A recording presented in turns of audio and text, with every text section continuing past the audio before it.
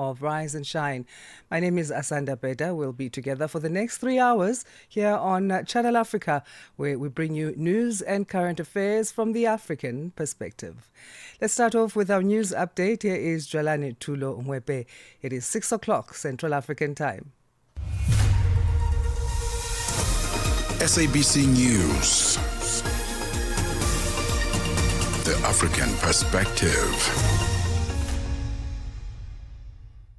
Thank you, Asanda. Good morning. The son of Libya's former leader, Colonel Muammar Gaddafi, has reportedly been killed near the country's border with Algeria. The death of the 53-year-old Saif al-Islam Gaddafi was reported by the head of his political team. He was long seen as the most influential and feared figure in the country after his father, who ruled Libya from 1969 until being ousted and killed during an uprising in 2011. After his father's removal, he was jailed by a rival militia for almost 6 years for his role in the brutal repression of anti-government protests. It remains unclear how he died. Sudan's Army Chief Abdel Fattah al-Burhan says the government forces have broken a paramilitary siege in the southern city of Kadugli, the capital of the South Kordofan state. The city has been besieged for much of the 3-year civil war between the army and the paramilitary rapid support forces.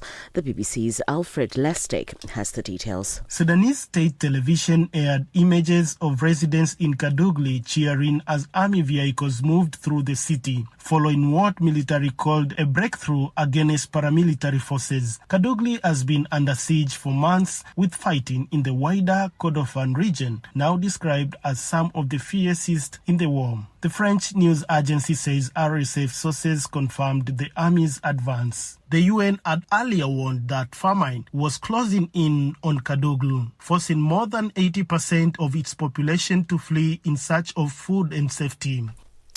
The United States has sent a small team of troops to Nigeria, according to the general in charge of the U.S. Command for Africa. That's the first acknowledgement of U.S. forces on the ground since Washington's airstrike in northern Nigeria on Christmas Day. President Donald Trump ordered airstrikes on what he described as Islamic State targets in Nigeria in December and said there could be more U.S. military action there. The Malanga Commission in Pretoria, South Africa, has seen text messages referring to suspended Deputy Police Commissioner General Shadrack Sibiya as number one. It is part of a number of WhatsApp messages on the phone of witness F that came under scrutiny during his partial in-camera testimony before the Commission yesterday. The message referring to Sibiya was forwarded to notorious taxi boss Mswazi Msibi. Msibi's name has repeatedly been mentioned at the Commission for his alleged links to the criminal underworld. When probed by Commissioner Sesi Baloyi about why General Sibiya was being referred to as number one, witness F told the Commission he just referred to him like that. However, Baloyi disputed his assertion. Otherwise, we are now in the realm of beyond irrationality but madness now. If you're just sending texts without any reason to think that the person you're sending it to will know and understand who you are talking about. So you knew that Mr. Msibi, I think it is Mr. Msibi, you knew that he would know who you're referring to when you're saying number one. And that's it. It's improbable. It's false, in fact. Iran's President Masoud Pezeshkian says he has instructed his foreign minister to prepare for equitable and fair negotiations with the U.S. President Donald Trump and has been threatening military strikes against Iran, saying it must abandon its nuclear program and stop killing protesters. His envoy, Steve Witkoff, is expected to meet the Iranian Foreign Minister Abbas Araghchi on Friday. The BBC's Barbara Plett-Asham has the details. The statement by the Iranian president was tentative. He said talks should go ahead if the environment was free of threats and unreasonable expectations. He seemed to be referring to U.S. demands that any deal should cover Iran's support for regional militant groups and its production of ballistic missiles. Iran has said that's not up for negotiation and insists the focus should be on its nuclear program and lead to the lifting of sanctions. It's not clear how negotiators legislatures will navigate that divide. For any news stories you would like to share with us, please do send an email to newsroom@channelafrica.co.za or call us on +27 11 714 4459. For Channel Africa News, I'm Jolani Tulo Wepe. SABC News. The African Perspective. In our sports headline, FIFA president is calling for a Russia ban to be lifted. And Cricket South Africa promises to help the under-19 stars with transition into the Proteas setup. I'll be back with these and other stories at the bottom of the hour. From Africa's broadcast capital to the furthest corners of the globe, this is Rise and Shine. Every weekday mornings on Channel Africa. And it is Rise and Shine. Thank you for choosing us, Africa, to wake up with.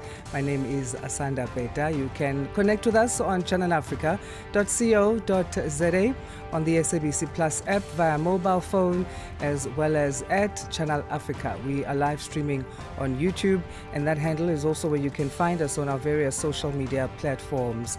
A number of stories we'll be looking at as we are together for the next 3 hours, 6 till 9. We do this show called Rise and Shine. One of the stories we'll be looking at is South Africa's opposition party, the Democratic Alliance. They're facing a leadership shake-up, and reports are indicating that the federal leader, John Steenhuisen, will not be standing for re-election in April. That decision is expected to be confirmed later today. Also, it is World Cancer Day today, and this day is commemorated and marked globally under the theme today this year, United by Unique. In South Africa, only nearly 88,000 cases were reported in 2023, a figure that is expected to rise as we move forward in the years, and we'll be discussing then preventative measures and early detection, which can save many lives. Those stories and more are coming up on this Wednesday's edition of Rise and Shine. Of course, get in touch with us. We'd love to hear your comments or your views, your questions about our programming. Africa's story shines at 60. Channel Africa.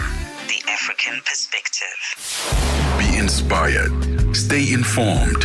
Channel Africa, the beauty of life. Now available anytime, anywhere with our new app. The whole population of Africa has been shocked to the depth of its soul. For 60 years, Channel Africa has been the voice that connects the continent, telling our stories and sharing our vision with the world. This year, we mark 6 decades of broadcast excellence. 60 years of stories, sound, and connection. 6 years of African conversations that matter. This is 60 years of broadcast excellence. Broadcast excellence, rooted in Africa's heartbeat and looking boldly into the future. Join Channel Africa as we celebrate 60 years of broadcasting.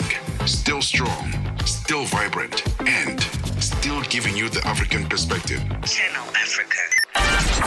New day, new stories. Start your morning right with Rise and Shine on Channel Africa. One of the ways we start your morning right on Rise and Shine is we bring you the Africa Roundup. This is a segment of the show that we catch you up on stories in and around our continent that you may have missed in previous days. And it also serves as a way of throwing forward to what one can expect to develop in the new day. This week's roundup, or this Wednesday's roundup, starts with Uganda. The president there, Yoweri Museveni, has hosted high-level talks in Entebbe as African leaders step up efforts to defuse tensions in the Democratic Republic of Congo. The meeting on Tuesday brought together Togo's President Faure Gnassingbé, former Nigerian leader Olusegun Obasanjo, and former Kenyan President Uhuru Kenyatta, alongside African Union mediators, focused on stabilizing the country's conflict-hit east. Former Nigerian President Olusegun Obasanjo has more. Visited Kinshasa. We have listened to the president. We have visited Kigali. We have listened to the president. We have visited Burundi. We have listened to the president. We have even listened to the M23 leaders. And we come here. We see President Museveni being in a unique place and working with him to see how we can bring African solution to African problem, and without keeping out those who have shown interest from Washington, from Qatar, from France, because if we keep them out, they have tremendous capacity for mischief. The United Nations is set to deploy a ceasefire monitoring team to Uvira in Eastern Democratic Republic of Congo as efforts intensify to contain ongoing violence. The Congolese government says it supports the move, hoping the deployment will lead to quicker responses to attacks and help restore stability in the troubled region. CGTN's Chris Ochamringa reports. The spokesperson of the United Nations peacekeeping mission in the DRC confirmed the deployment of UN peacekeepers in the eastern city of Uvira in the coming days. She said that they are carrying out preparations to deploy the troops and declined to divulge more details about, the duration and the operations. But what we know is that the peacekeepers will be deployed there to protect civilians, which is their core mandate. The leader of Somaliland says he expects to finalize a trade agreement with Israel soon and is prepared to offer access to valuable mineral resources as part of the deal. Israel in December became the first country to recognize the Republic of Somaliland in a northeastern part of Somalia that has claimed independence for decades. Its foreign minister visited the region in January and signed a formal recognition. So I can say regarding the trade and investment between Israel and Somaliland, the sky is the limit. Speaking via video link from Dubai, Somaliland President Abdurrahman Mohamed Abdullahi said no bilateral economic deal with Israel had yet been reached, but that a, quote, partnership agreement was expected. They can export technology. They are very high advanced in technology. So they can import commodities where they are most welcome.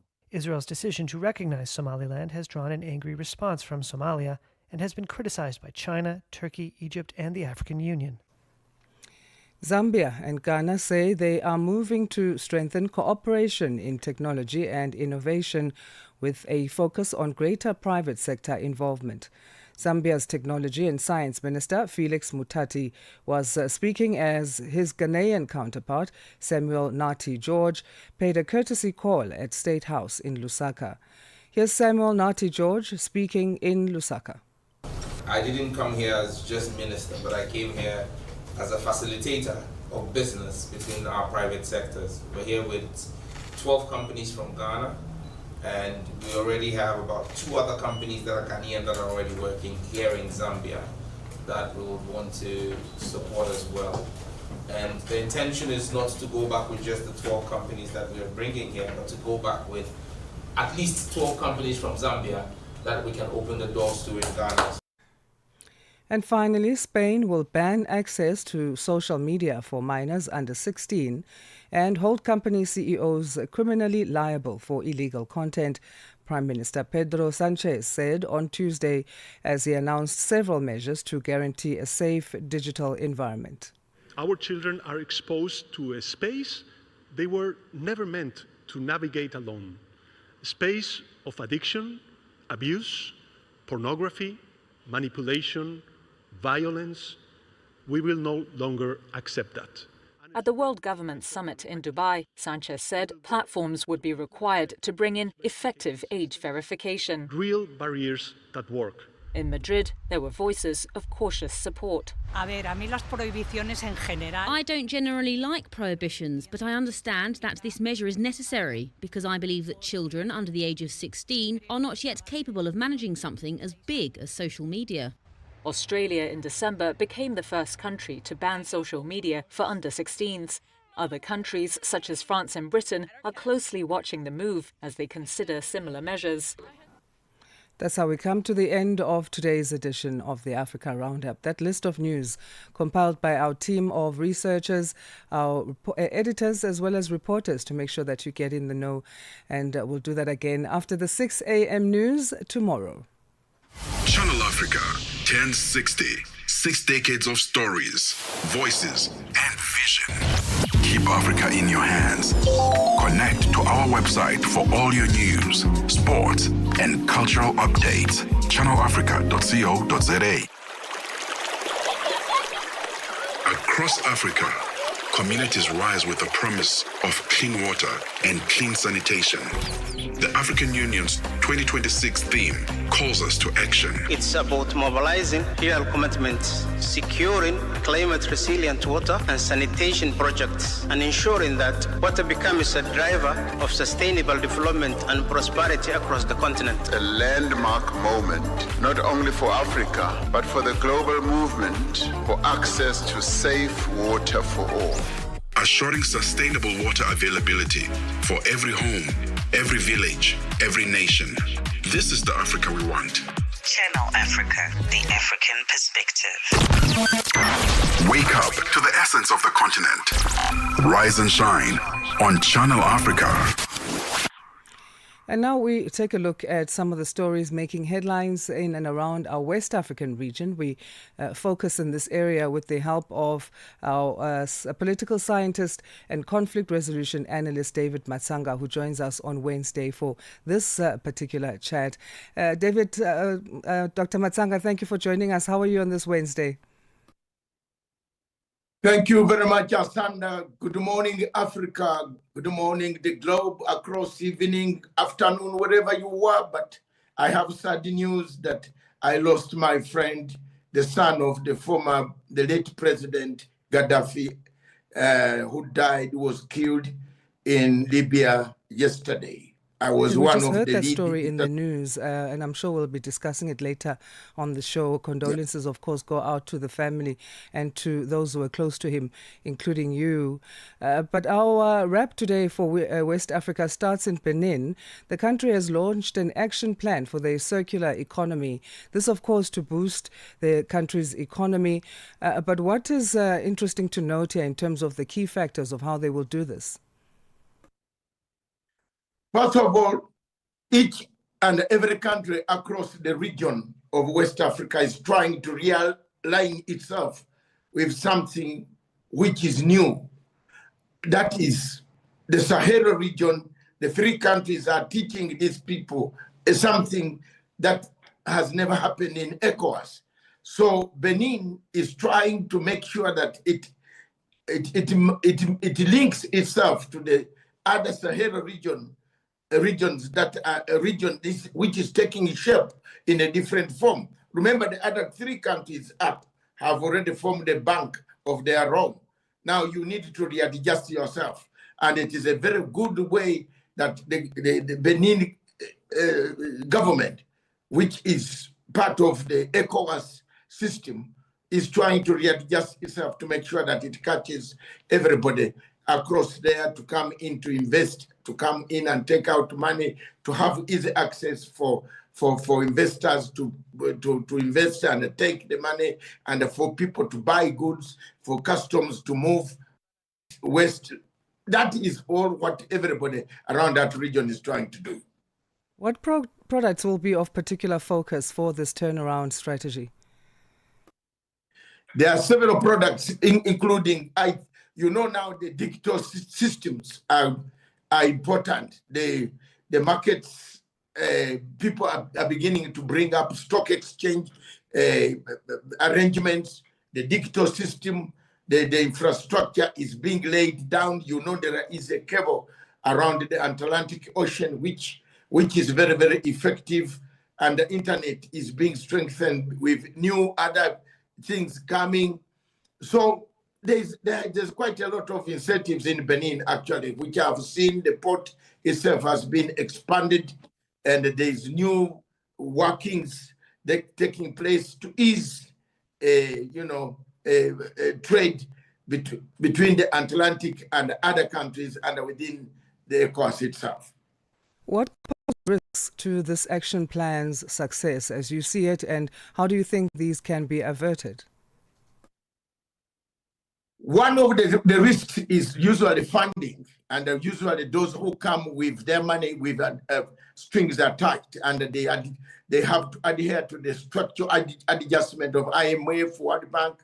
They are not they are commanded by those institutions. But there are some other external funders like China, the East, which has nothing to do with the IMF. They have come in. There are very many. In fact, if you go to Benin capital, you'll see quite a lot of Chinese companies that are coming up. Those are some of the challenges that will come again. Another silent Cold War will be played around that region. On to Burkina Faso now, one of your favorite countries on the world.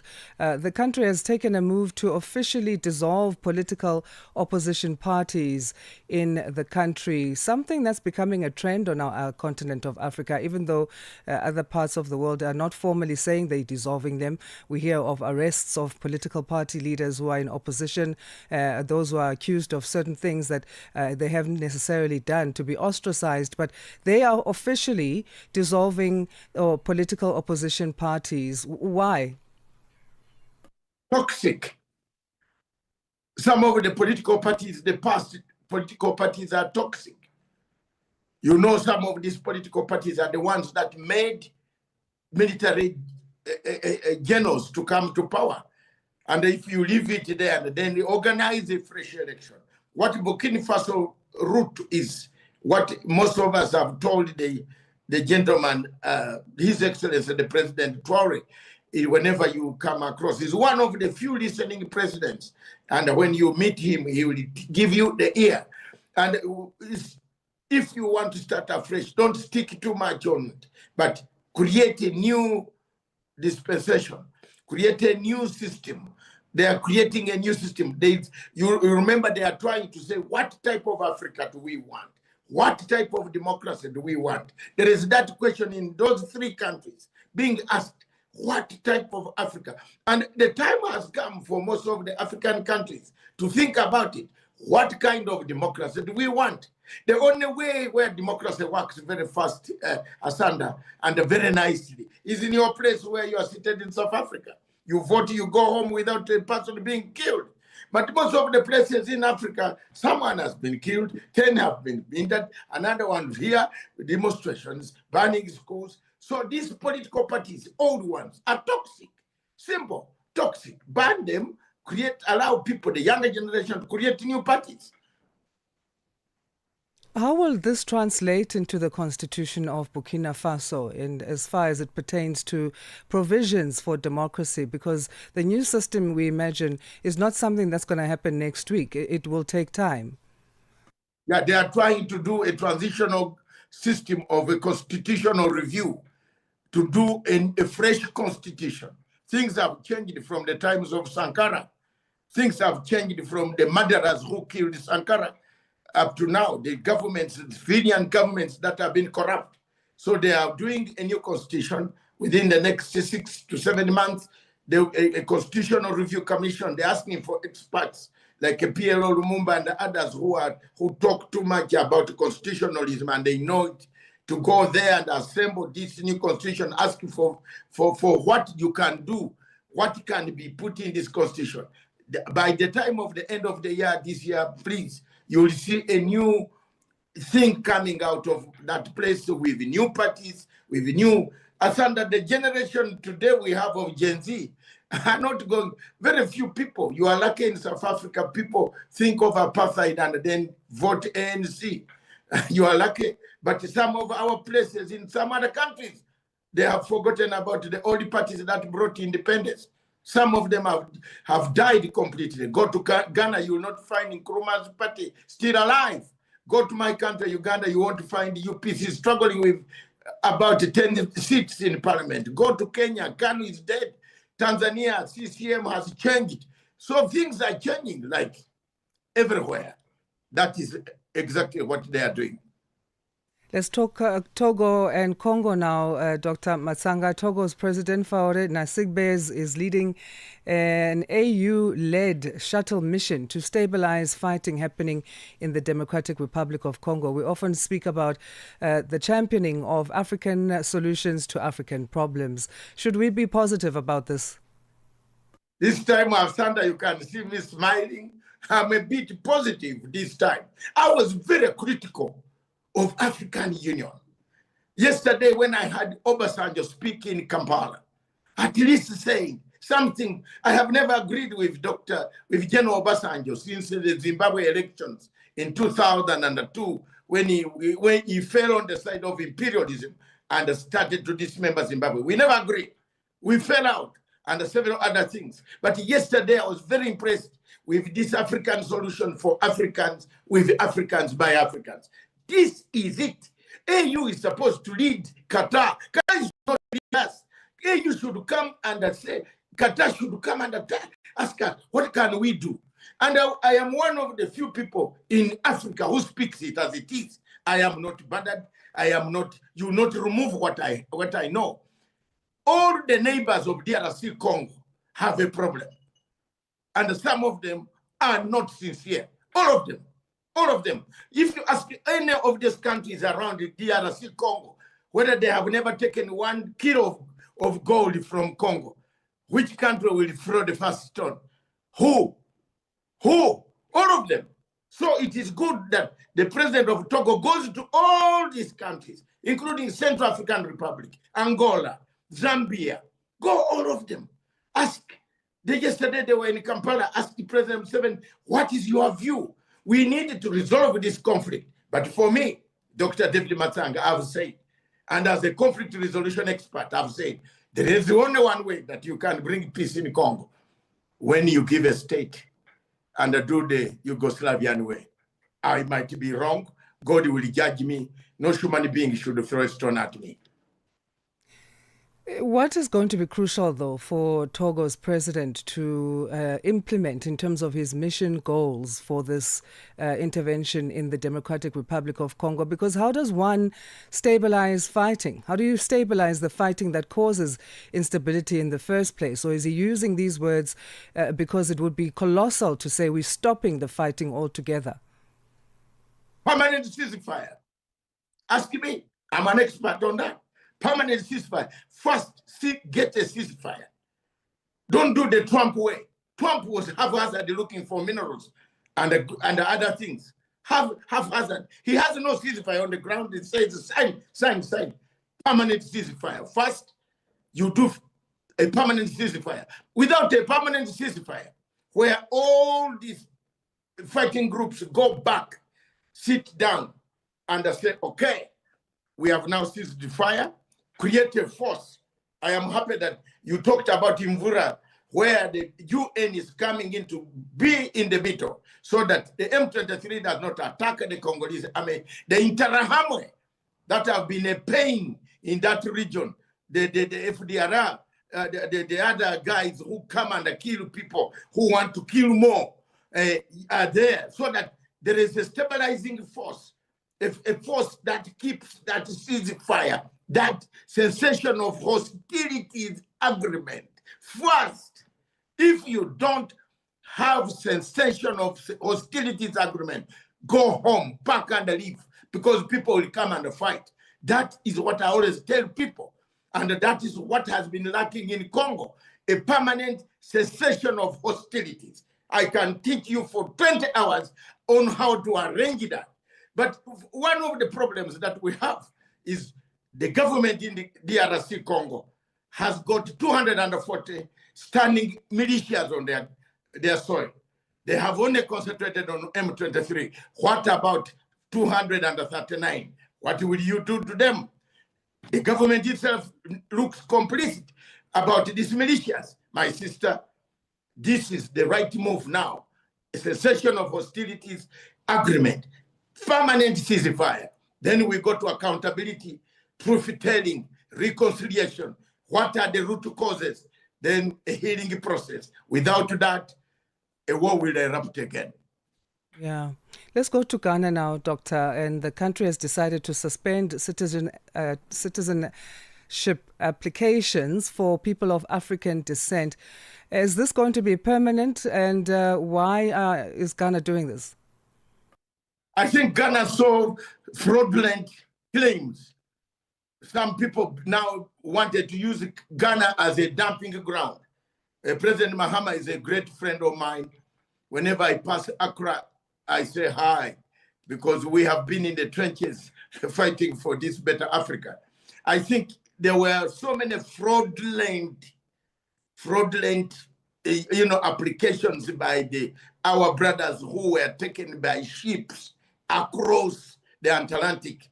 They came back claiming this, claiming that, coming back with even guns. Some of them were even carrying some of these guns openly.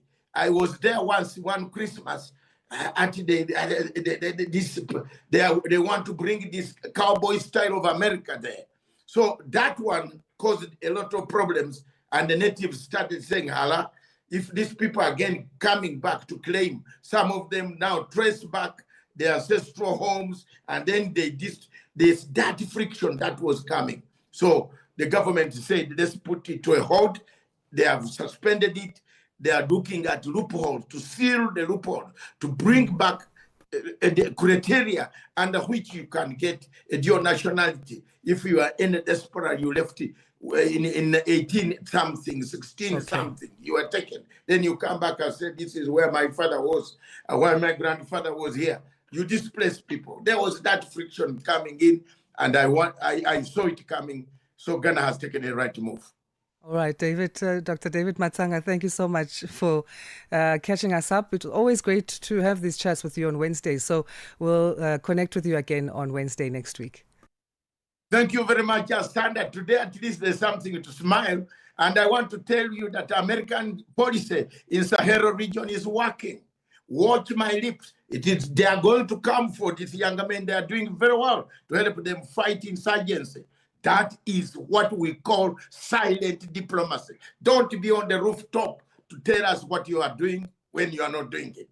God bless. That's political scientist and conflict resolution analyst, Dr. David Matsanga. Let's get our news headlines now. Here's Jolani Tulo Umwepe. Get the news, music, and lifestyle of Africa on Channel Africa, the African perspective. SABC News. Headlines. The African perspective. Thank you, Asanda. Good morning. Making headlines, the son of Libya's former leader, Colonel Muammar Gaddafi, has reportedly been killed near the country's border with Algeria. Sudan's Army Chief Abdel Fattah al-Burhan says government forces have broken a paramilitary siege on the southern city of Kadugli, the capital of South Kordofan state. And finally, the United States has sent a small team of troops to Nigeria, according to the general in charge of the U.S. Command for Africa. I will have details on these and other stories at 7 o'clock. SABC News. Headlines. The African perspective. Let's find out now what's happening in the world of sports. Here's Figile Lingwati. Sports on Channel Africa, the African perspective.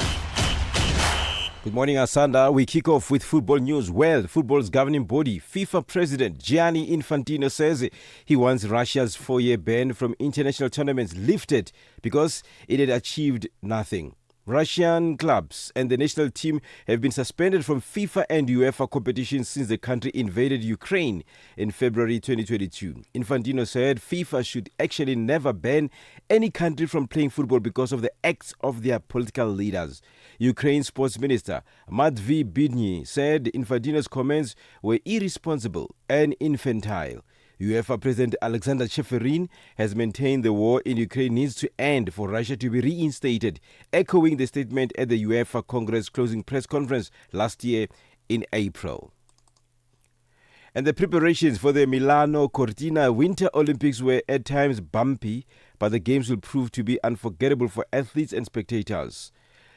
International Olympic Committee President Casey Coventry, speaking at the opening of the IOC session at La Scala Opera House in central Milan for 4 days before the start of the Olympics, took over as president in 2025, says games were ready to begin. Organizers have been racing against the clock to complete several venues that had been on an extremely tight deadline since the start of the preparations, including the Cortina d'Ampezzo sliding center, which had to be built from scratch, and the Santa Giulia ice hockey venue in Milan.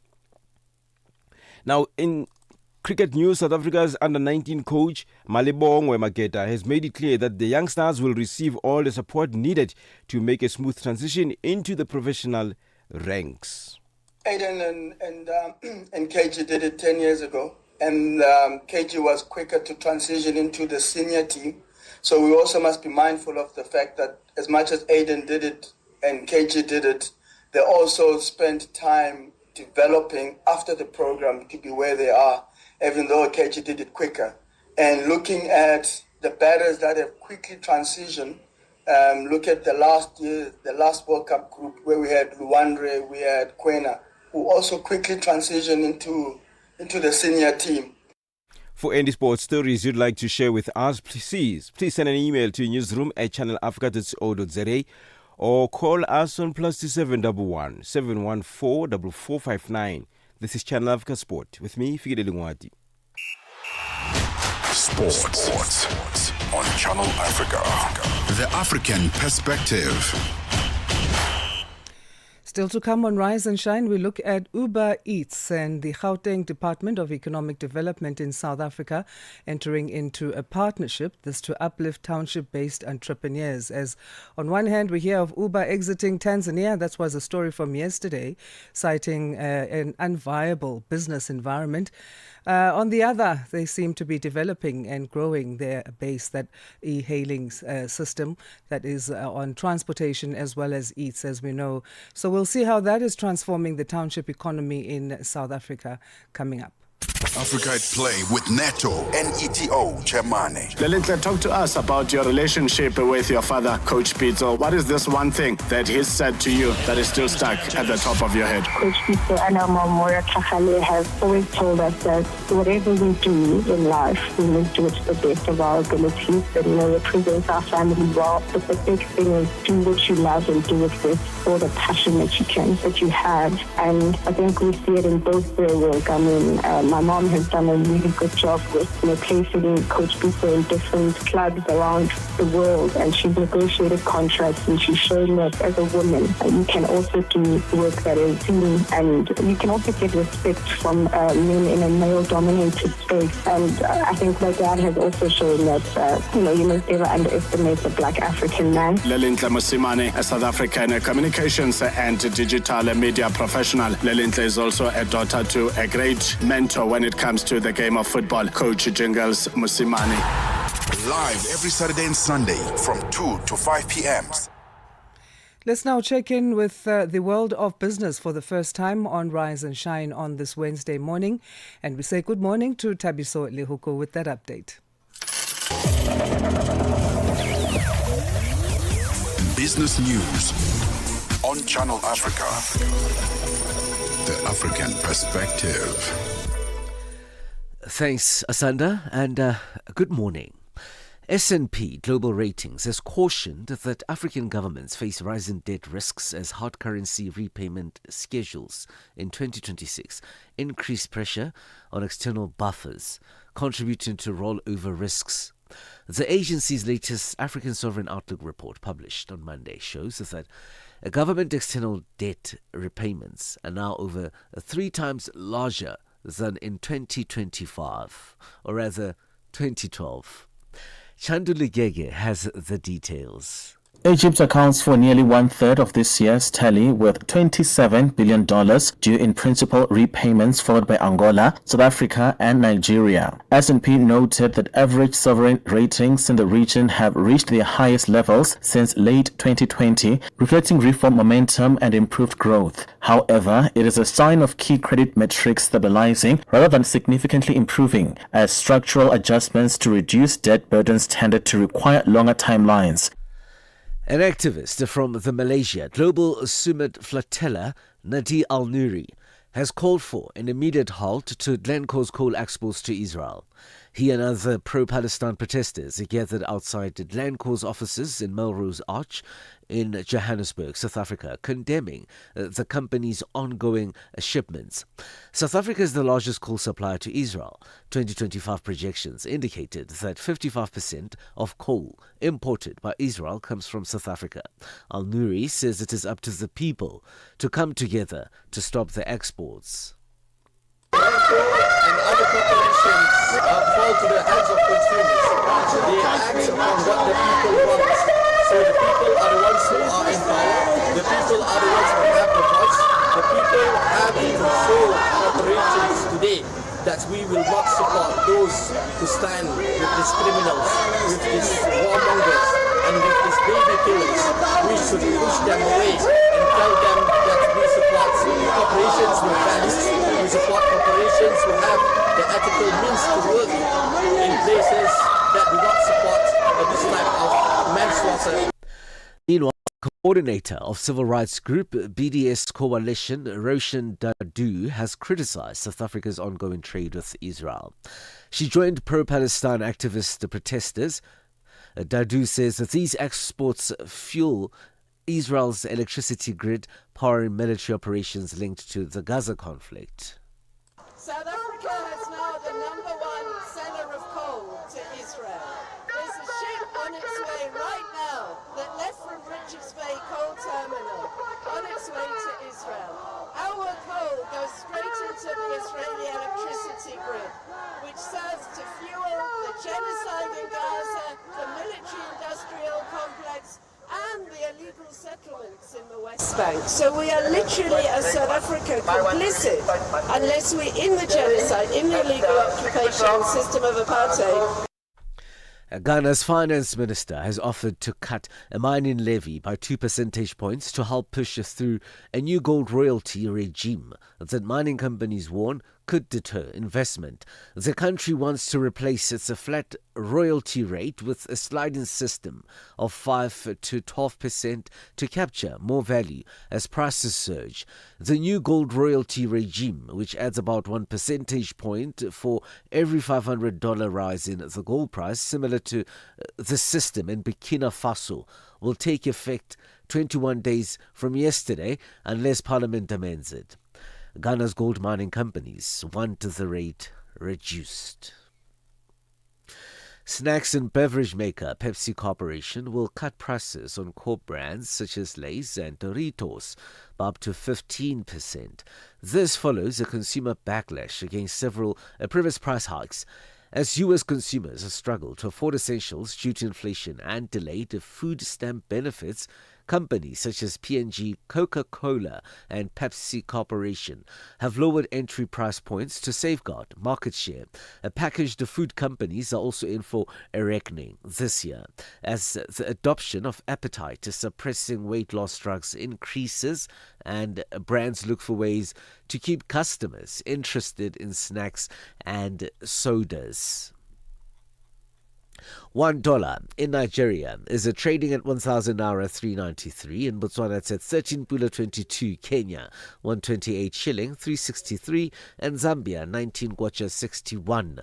The BRICS countries in Brazil, the dollar there will cost you 5 real 24. Russia, 76 rubles 71. India, 90 rupees 327. China, 6 yuan 93. And in South Africa, the dollar will cost you 15 rand 97 cents. 73 pence to the British pound and 84 to the euro. Gold $5,041, while platinum is at $2,251 per ounce. Brand crude oil $67.92 a barrel. For any business stories you would like to share with us, please send us an email to newsroom@channelafrica.co.za or call us on +27 11 714 4459. For Channel Africa Business in Johannesburg, my name is Tabiso Lehogo. Business news on Channel Africa. The African perspective. Download the SABC app and take Channel Africa with you everywhere you go. 6 decades of rhythm, resonance, and relevance. We are Channel Africa, the African perspective. Your morning companion with the stories that matter. This is Rise and Shine on Channel Africa. 6:44 Central African time. Here's another story that matters. A celebration of a robust partnership between Uber Eats and the Gauteng Department of Economic Development, which sought to uplift township-based entrepreneurs through digital transformation, took place in South Africa's township of Soweto earlier this week. The public-private collaboration has seen the digitization of more than 2,000 businesses and the creation of nearly 8,000 income-earning opportunities. Channel Africa's Ndlandla Mahlangu reports. In 2023, Uber Eats signed a 3-year partnership with the Gauteng Department of Economic Development to support the implementation of the Township Development Act by bringing township businesses into the digital economy.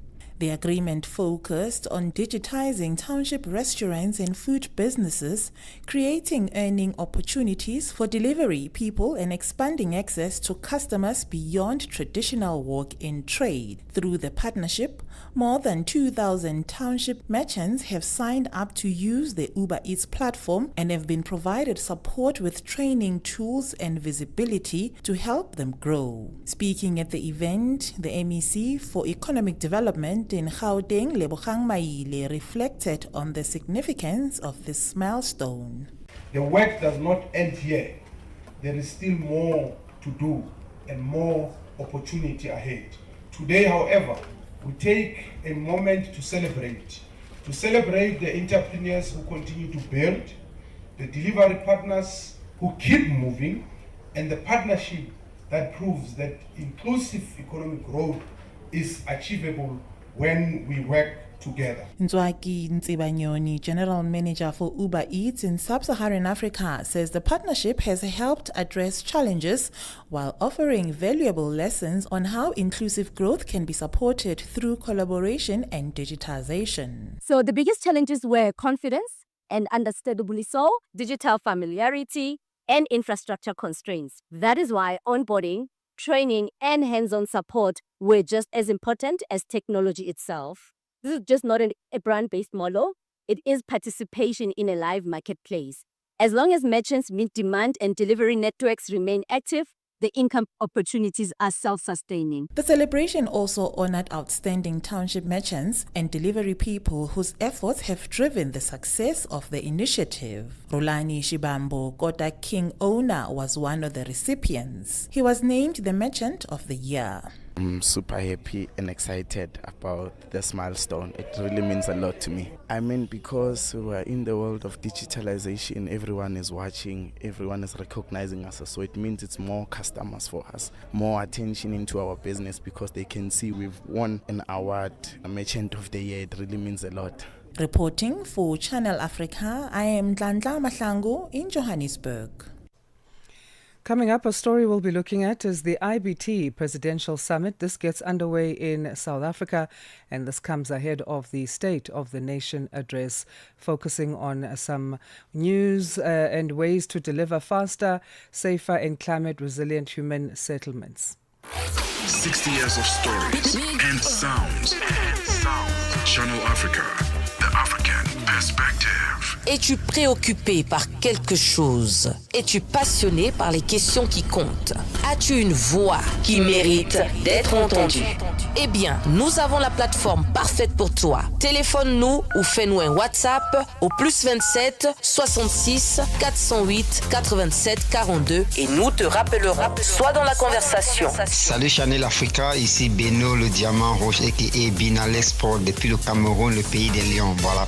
Sois dans la conversation. Il ne s'agit pas seulement de parler, mais c'est ta chance d'exprimer ton point de vue, de partager tes opinions et de t'engager avec une communauté qui valorise ton avis. Suivez-nous sur les réseaux sociaux, visitez notre site www.channelafrica.co.za et préparez-vous à partager vos points de vue sur Channel Africa, la perspective africaine. New day, new stories. Start your morning right with Rise and Shine on Channel Africa.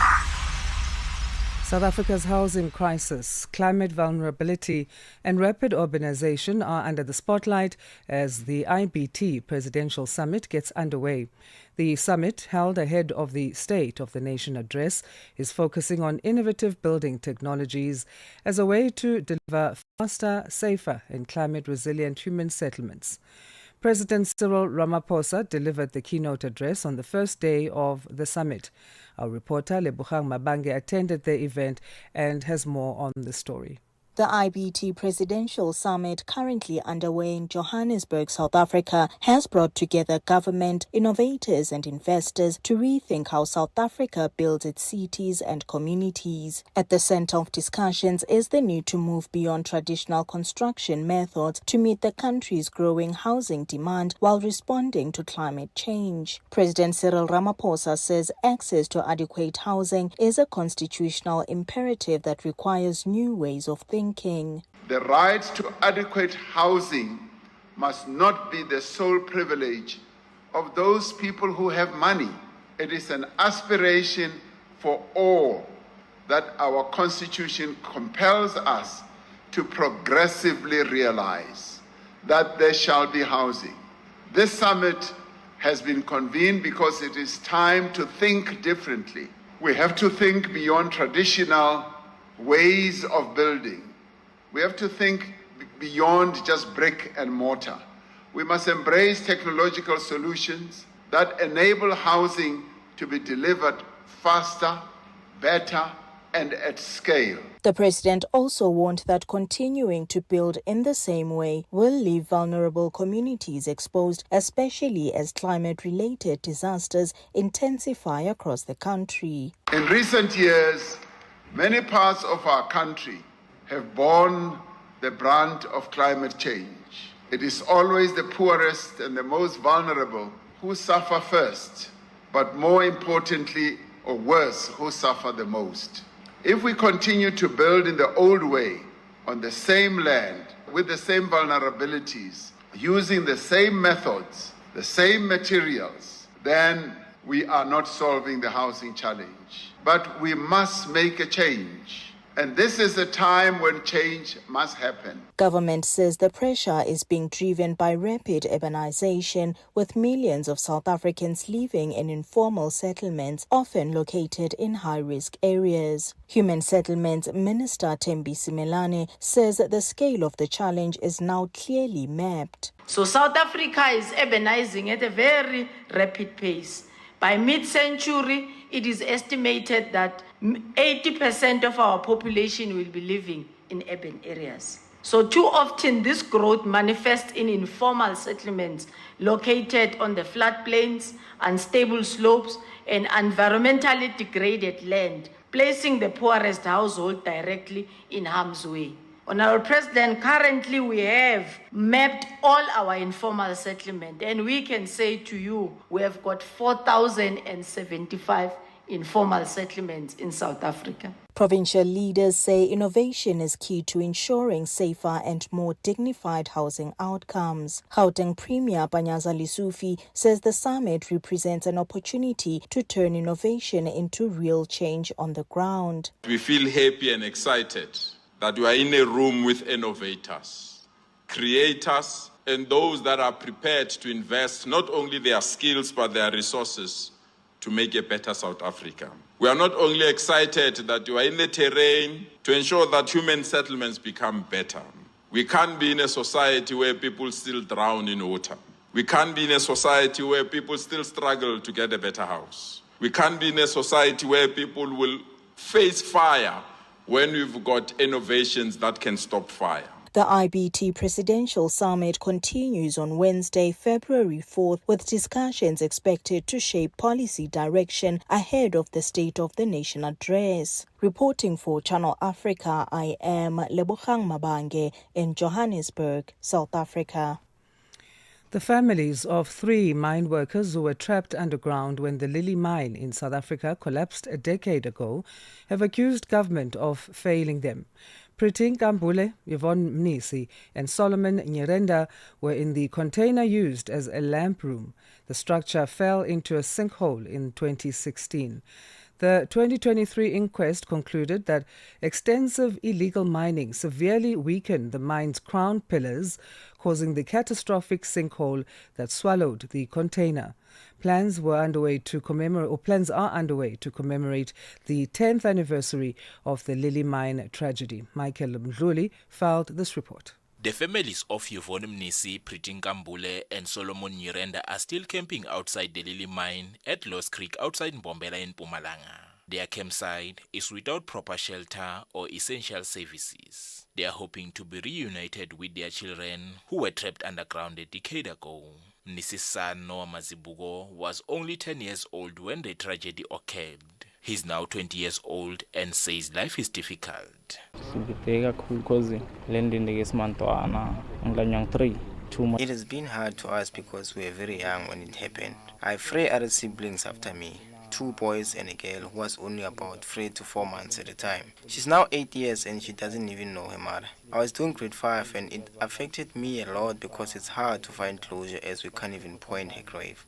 We believe that if a person dies, it must be buried.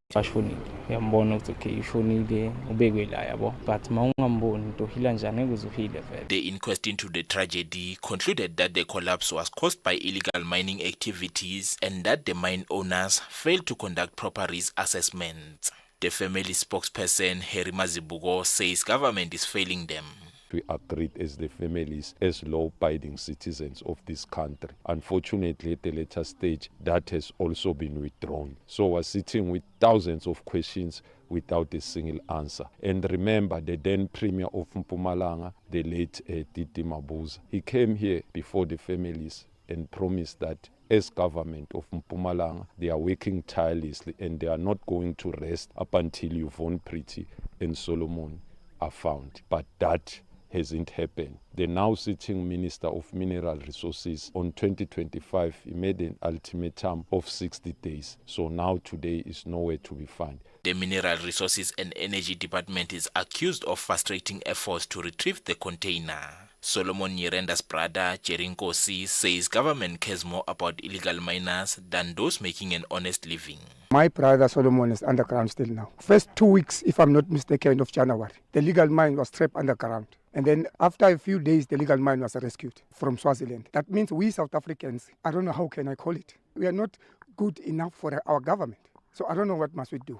I think they are buried now in Swaziland. They are legally, they are using our taxpayers' money. But those people who are being South Africans, pay tax, they don't take care about them. That makes me very sad. And each and every year, they'll come to us, sit down talking with us. When you start to heal, they come back to us. The 3 miners whose bodies remain underground will be remembered on Thursday at the Lily Mine.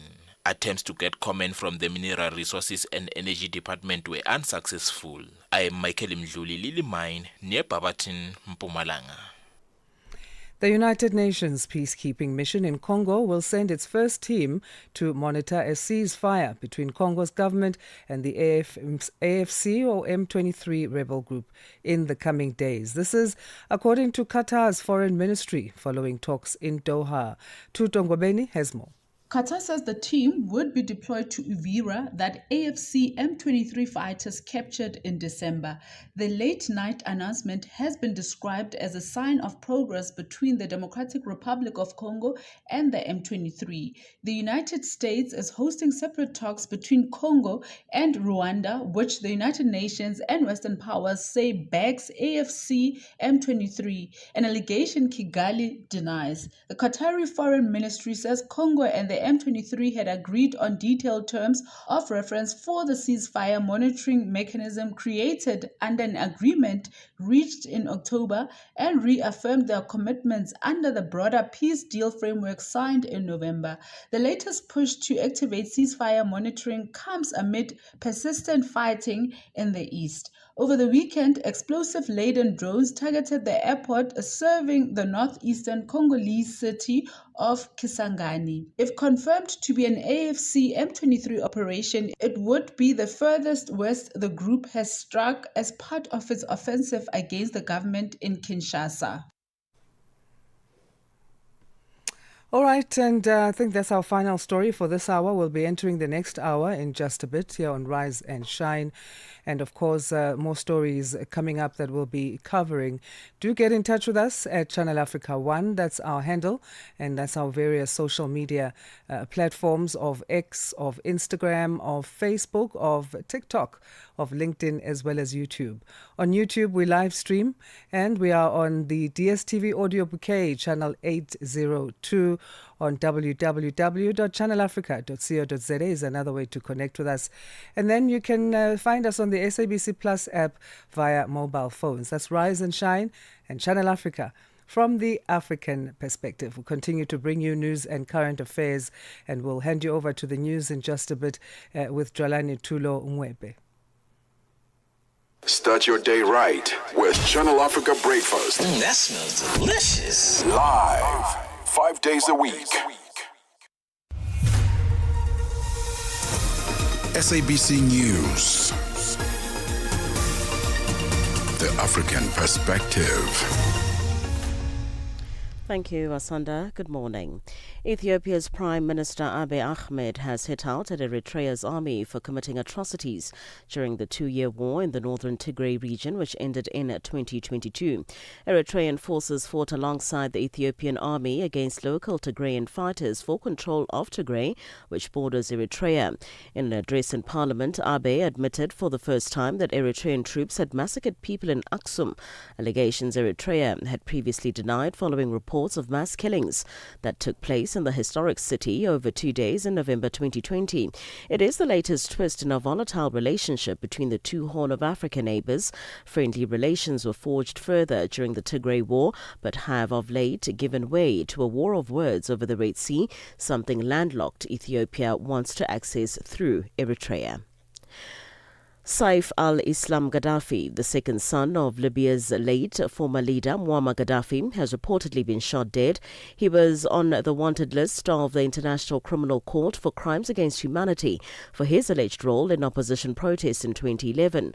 The BBC's Frank Gardner reflects on Saif al-Islam's life. He was at one time thought to be the likely successor to Colonel Muammar Gaddafi and quite well known abroad. He was quite a familiar figure on the lecture circuit. His luck ran out during the Arab uprising of 2011, where his father was killed and he was captured, and he was imprisoned for 6 years. 4 gunmen who cut off the CCTV. He came out to investigate, ambushed him outside his home. Sudan's Army Chief Abdel Fattah al-Burhan says government forces have broken a paramilitary siege on the southern city of Kadugli, the capital of South Kordofan state. The city has been besieged by much of the 3-year civil war between the army and the paramilitary rapid support forces. The BBC's Alfred Lastic has the story. Sudanese state television aired images of residents in Kadugli cheering as army vehicles moved through the city, following what military called a breakthrough against paramilitary forces. Kadugli has been under siege for months, with fighting in the wider Kordofan region, now described as some of the fiercest in the war. The French news agency says RSF sources confirmed the army's advance. The UN had earlier warned that famine was closing in on Kadugli, forcing more than 80% of its population to flee in search of food and safety. The Madlanga Commission in South Africa has seen text messages referring to suspended Deputy Police Commissioner General Shadrack Sibiya as number 1. It is part of a number of WhatsApp messages on the phone of Witness F that came under scrutiny during his partial in-camera testimony before the Commission yesterday. The message referring to Sibiya was forwarded to notorious taxi boss Mswazi Msibi. Msibi's name has repeatedly been mentioned at the Commission for his alleged links to the criminal underworld.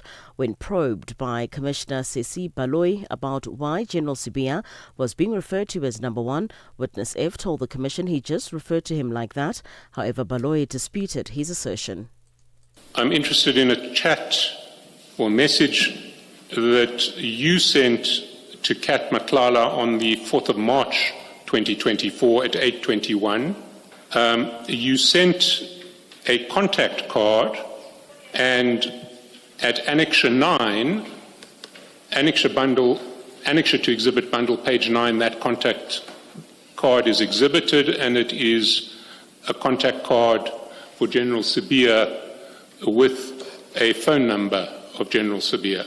And the question I would ask you now, if you want to assert your right of privilege against self-incrimination, you must do so, is did you introduce Kat Matlala to General Sabia? No. And finally, the United States has sent a small team of troops to Nigeria, according to the general in charge of the U.S. Command for Africa. That's the first acknowledgement of U.S. forces on the ground since Washington's airstrike in northern Nigeria on Christmas Day. President Donald Trump ordered airstrikes on what he described as Islamic State targets in Nigeria in December and said there could be more U.S. military action there. For any news stories you would like to share with us, please do send an email to newsroom@channelafrica.co.za or call us on +27 11 714 4459. For Channel Africa News, I'm Cholani Tulo Wepe. SABC News. The African Perspective. Our sports headline, Basketball Africa League coach James Maya Jr. wants it all in 2026. And Pakistan team lands in Sri Lanka for T20 World Cup. I'll be back with these and other stories at the bottom of the hour. From Africa's broadcast capital to the furthest corners of the globe, this is Rise and Shine. Every weekday mornings on Channel Africa.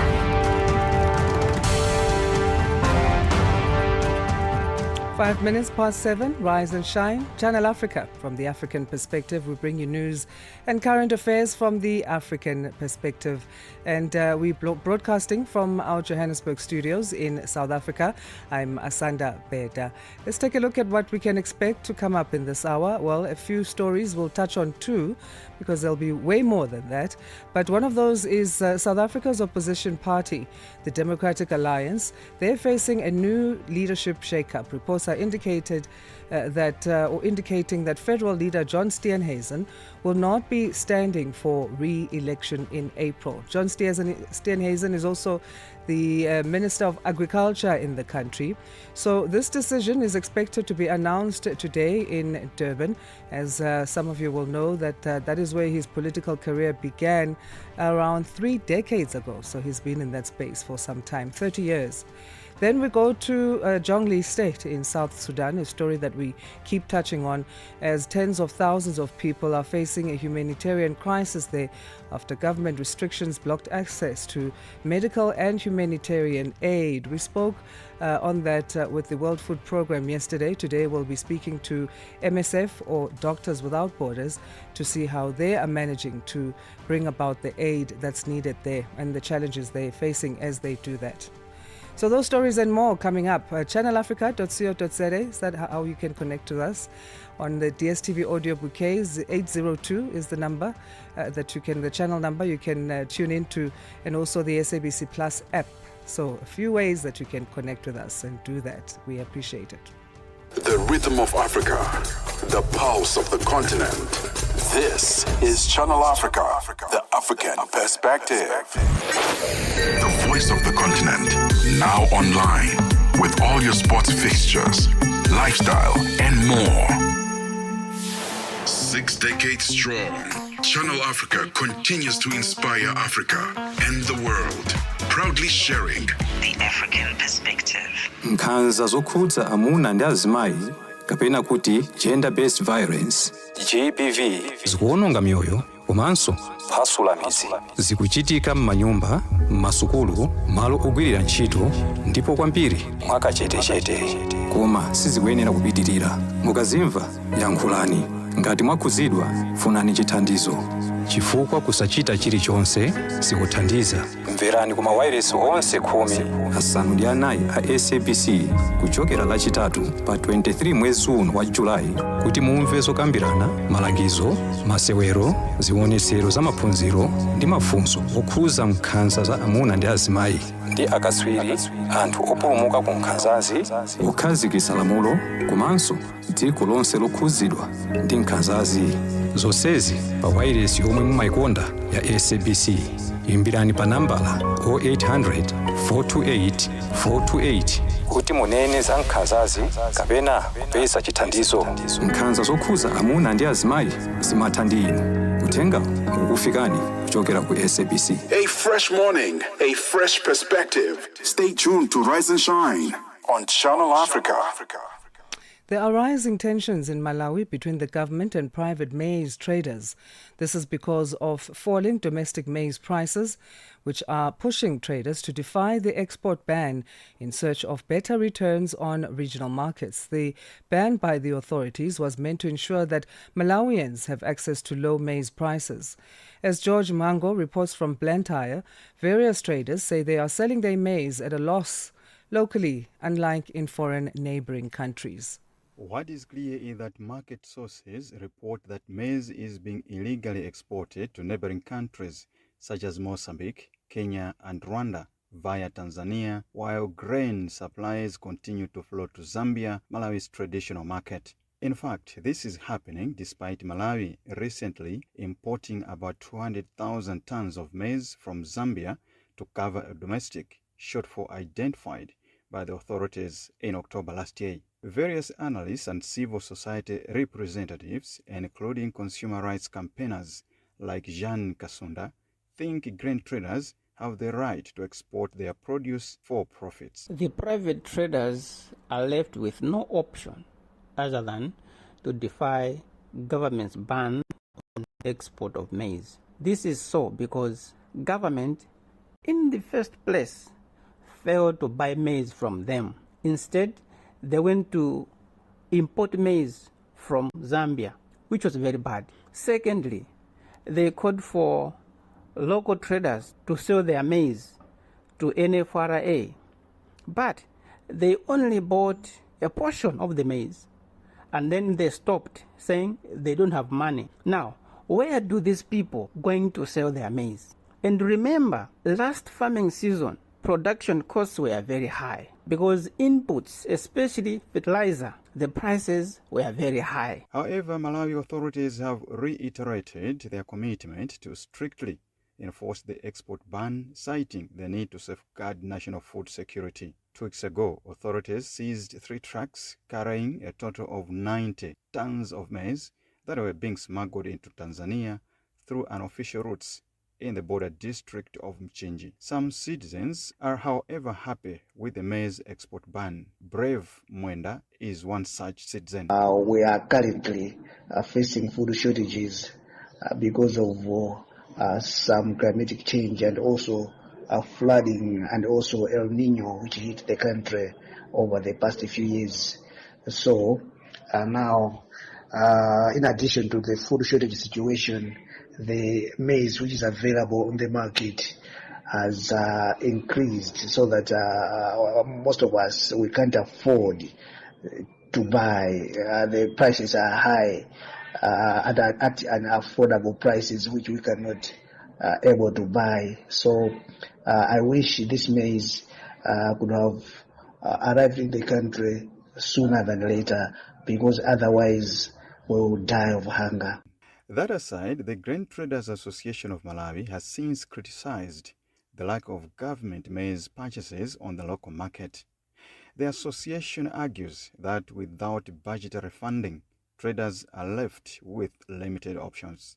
President of the association, Grace Mijiga Mohango, said meaningful state purchases are unlikely before the national budget is approved, making exports, despite their risks, one of the few ways for traders to avoid losses. Recently, Mohango also wondered at the decision by some other players to start importing maize. They would have engaged the private sector for 2 simple reasons. One, it's the logistics. Secondly, it's the financing. It's almost impossible. Traders and maize consumers who still think maize is a staple food crop in Malawi call for a more flexible approach and regulated exports once national food requirements are assessed, potentially through a quota-based permit system. Other players suggest promoting maize processing into flour or animal feed, while warning that the prevalence of informal trade makes full enforcement of the export ban increasingly difficult. George Mohango, Channel Africa News, Blantyre. South Africa's opposition party, the Democratic Alliance, is facing a leadership shake-up. Reports indicate that federal leader John Steenhuisen will not be standing for re-election in April, a decision expected to be announced at a media briefing in Durban today. The move comes ahead of a crucial local government election year, raising questions about who could lead the party and whether it can expand its appeal beyond traditional strongholds. To help us make sense of these developments, we're joined by political scientist Professor Susan Booysen. Professor Booysen, a good morning to you. Thank you for making time for us. Good morning, Asanda. Good to speak to you. Great, it's our pleasure. So, reports indicating that John Steenhuisen will not be running for re-election or stand for re-election as leader of the Democratic Alliance, South Africa's opposition party. How significant is this for the party? This is incredibly significant for the Democratic Alliance. Any political party that wishes to make progress, keep growing, get more support, need to have dynamic and unchallenged, at least in major ways, and proven to be above board on all criteria of leadership, of ethics, of appropriate management. And it is in these ways, I believe, that many people have had many criticisms of the current leader, and there's also been an escalation of contradictions, conflicts around him in recent months, and this could be the exact time that the Democratic Alliance was really putting the pressure, big pressure, on John Steenhuisen to make an announcement, preferably of his own accord, seemingly on his own accord, to volunteer, to step aside, and it seems to be a gradual step aside in a sense of simply likely not making himself available for a third term as leader of South Africa's main opposition party. He's expected to confirm and make a decision later today in Durban. And this is the same place that he began his career 30 years ago, 3 decades ago. What do you make of the timing and location of this announcement in terms of the significance it has on his political career, or just politically generally? Yes, it seems that most people are interpreting this in terms of signifying a quote-unquote full circle in John Steenhuisen's political career. It's pointed out, yes, he is from KwaZulu-Natal, that is his home province, and it's pointed out that that is where years ago, roughly 3 decades ago, he had started his political career as a junior party worker, doing local level, ground level canvassing for the party. And in a way that would help afford him a dignified exit if he's then given the chance to go to his home base and among own supporters to address them and to make the announcement. The announcement, yes, it still needs to be made, but it is expected that it will be that he's not availing himself for a third term as leader of the Democratic Alliance.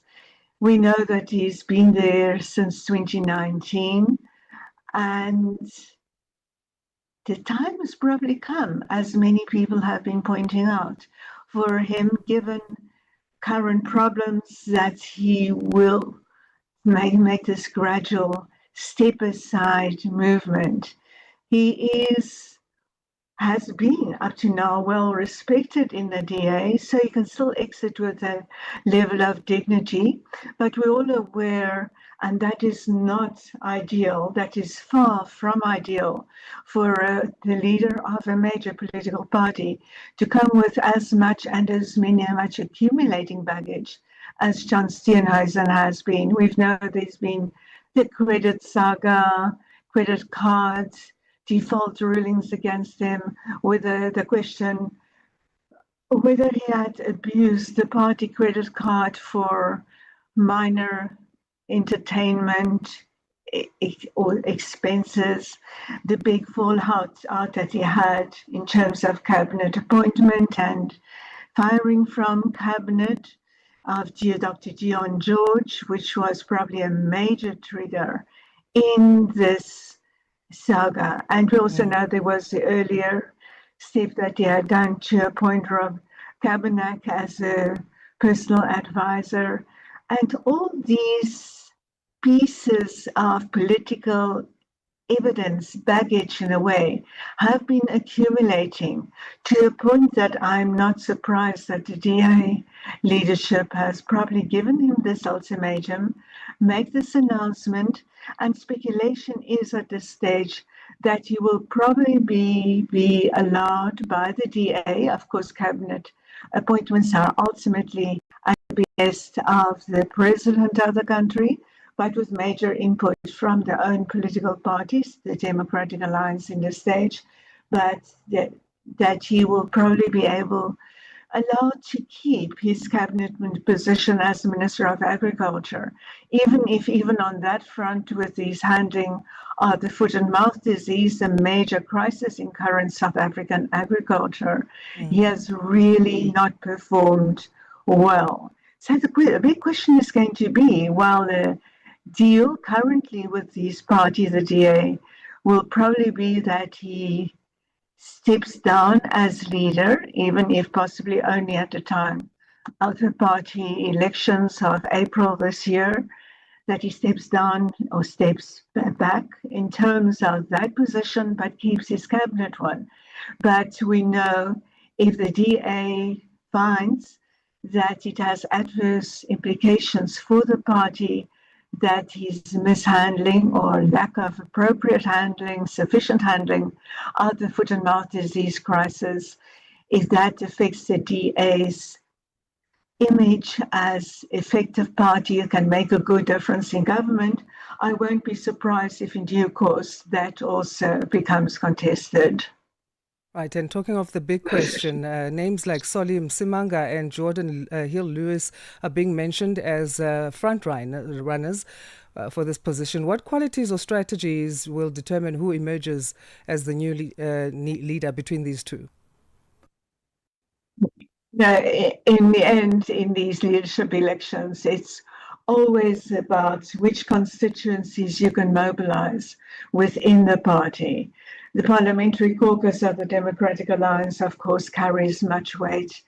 And if they can be persuaded to give their support to a person, for example, Jordan Hill-Lewis, the current mayor of Cape Town, which is apparently the front runner at this stage. So if that the Parliamentary Caucus is an important one, the provincial lobbies are important. We know that John Steenhuisen has not enjoyed big support with the Western Cape and the Democratic Alliance, and that would be a big advantage to any contestant in that. And of course, it is a major issue for the Democratic Alliance to get leadership that's dynamic, that's going to be inspirational, that can help explain the DA's apparent ideological contradictions, and that can mobilize support. And mobilizing delegates behind you often is also an indicator of how well you stand to fare when it comes to mobilizing ordinary voters when it comes to next elections. I have no doubt that the Democratic Alliance will be testing possible leadership candidates in they regularly do focus group and polling research. I'm sure they're going to be testing, if they haven't already done so, the possible appeal of alternative leaders. And that appeal in terms of general electorate.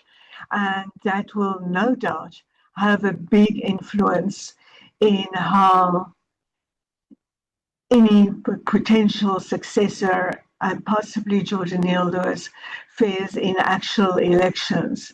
Right. So these are important times, and it's in a way make or break times for the Democratic Alliance, having to go into local government elections where it's public opinion polls and generally accessible and credible public opinion polls have been showing that the DA has been growing a little bit since the 2024 elections, although not extremely rapidly. And they would be looking for a leader that can bring out those popular appeals. The big ideological issues and the ideological issues in the DA will also come in. Professor Booysen, thank you so much again for your time and valuable insights. Thank you, Asanda. I wish we had more time, but we have to leave that chat there. That was political scientist Professor Susan Booysen. The sound of Africa is evolving. Experience our new mobile app. Free to download, free to connect. 60 years of broadcasting Africa to the world. Channel Africa, the African perspective. Conversations are happening, and Channel Africa is at the heart of them. We tell the African story with clarity, pride, and purpose, reaching audiences that matter to your brand. Partner with us and connect your business with listeners across borders in multiple languages and markets. For partnership opportunities, sponsorship, or sales, email us at partnership@channelafrica.co.za. Channel Africa, the African perspective. Wake up to the essence of the continent. Rise and shine on Channel Africa. Let's go to Zambia again, where President Hakainde Hichilema has called on African diplomats to strengthen cooperation in promoting intra-African trade and investment, emphasizing that development, not conflict, is the continent's priority. Speaking during the recent 2026 presidential annual greetings to the diplomatic corps in Lusaka, President Hichilema urged African nations to invest in one another, saying joint investments would foster shared economic interests and help prevent conflict. Channel Africa's reporter Michael Mbewe has more. The annual diplomatic meeting is a strategic forum for advancing the country's foreign policy and development agenda. It allows Zambia to clearly communicate its priorities to the diplomatic corps, particularly its commitment to peace, stability, and economic growth, both nationally and across the African continent. The meeting also enables Zambia to promote intra-African trade and investment by encouraging stronger economic partnerships among African states. In his remarks, the Zambian president urged African diplomats to promote stronger trade ties among African nations. For the African colleagues here, this president is talking to your presence so that deliberately we can increase intra-African investment. Tanzanians investing with Zambians in Zambia and vice versa. Mozambicans investing in Mozambique and Zambia together. Ghanaians, as it were. I think we need a reform here. When we think of investment, we shouldn't always be thinking of Europe, America, China, Japan, Italy. We should also be thinking of ourselves. Joint investments. And that will also create a vested interest in each other, where we would not like to see conflict that damages our businesses in the next African country, because it affects us as well. Hichilema said Zambia is actively playing a key role within the African Union to promote peace, security, and stability across the continent, saying conflicts anywhere on the continent have far-reaching economic and social consequences. We don't need conflict. What we need is development, colleagues. We don't need conflict. And so on the African Union, we're very active. Zambia is very active. And peace, security, stability. We're concerned about Eastern DRC. You all know that. We're concerned about many of our countries where there are trouble spots, because we believe that instability anywhere is instability everywhere, because it does affect us. And we talk of working together more. There's no question about that. We all know now, even global conflicts away from the African continent affect all of us through trade, through migration, unnecessary migration, and added costs, and so many things. So I really think that we need to continue working together there. He added that Zambia is also pushing for reforms within the African Union and regional bodies. This country, we're involved on the African continent in the reform of the African Union. Actually, after this meeting, I have a meeting with President Ruto and a few of our colleagues who are tasked to look at the reform of the African Union itself. We cannot be talking about reforms in our individual countries when the body that brings together is not reforming. So I'm here to say that we are concerned about some of the things that we do on the continent, and we're working together to look at how we can reform the African Union. Obviously, that also means reforms in the regional bodies. course, SADC, East African Community, West African Community, North Africa. I think those are the building blocks. But for us as a nation, we're driving reforms. So we're also saying we need reforms in SADC, we need reforms at the AU level, so that we can have complementarity. We can have convergence of what we call common things that need to be done across the continent. He also raised concerns over the global financial architecture, noting that Africa pays higher borrowing costs than Western nations and calling for fairer financial reforms. The issues around the touching on the global financial reform architecture, especially the issue around the cost of capital that Africa has to pay more than any other continent. We're not happy about that. It's not the right business thing to do. So we want Africa to be treated the same with regard to the cost of capital, the pricing of this commodity called capital. And there's no reason that the same business, same sector, elsewhere they pay less, we pay more in Africa. Then in the end we say Africa is inefficient. I don't agree with that. We don't agree with that. Because part of those costs are driven by the cost of capital. So these are the sort of issues that we're talking about. And we would like to expand this area, as I talked about trade and investment together. But if we are injecting a higher cost of doing business in Africa, which is really brought on to us through the structuring of the cost of capital, we need to address that. The Zambian leader also appealed to Western diplomats to support Africa's demand for permanent representation on the United Nations Security Council, stressing that the global order has changed since 1945 and now is high time for Africa to have a seat. We're seeking the support of all of you on the UN Security Council. Africa has to sit on that EU Security Council. We cannot be talking about the same thing over and over. Please pass messages to your capitals that the world has changed. The composition of the countries of the world has changed from 1945 and beyond to now. Most of our countries were not independent then, and so we were excluded. We are now here. Africa has to sit at the table where security issues are discussed. You really can't be talking about Africa without us. How do you hear our circumstances and considerations, issues? How do you decide for us on your own? That should be taken seriously. The Ezulwini consensus must be taken seriously.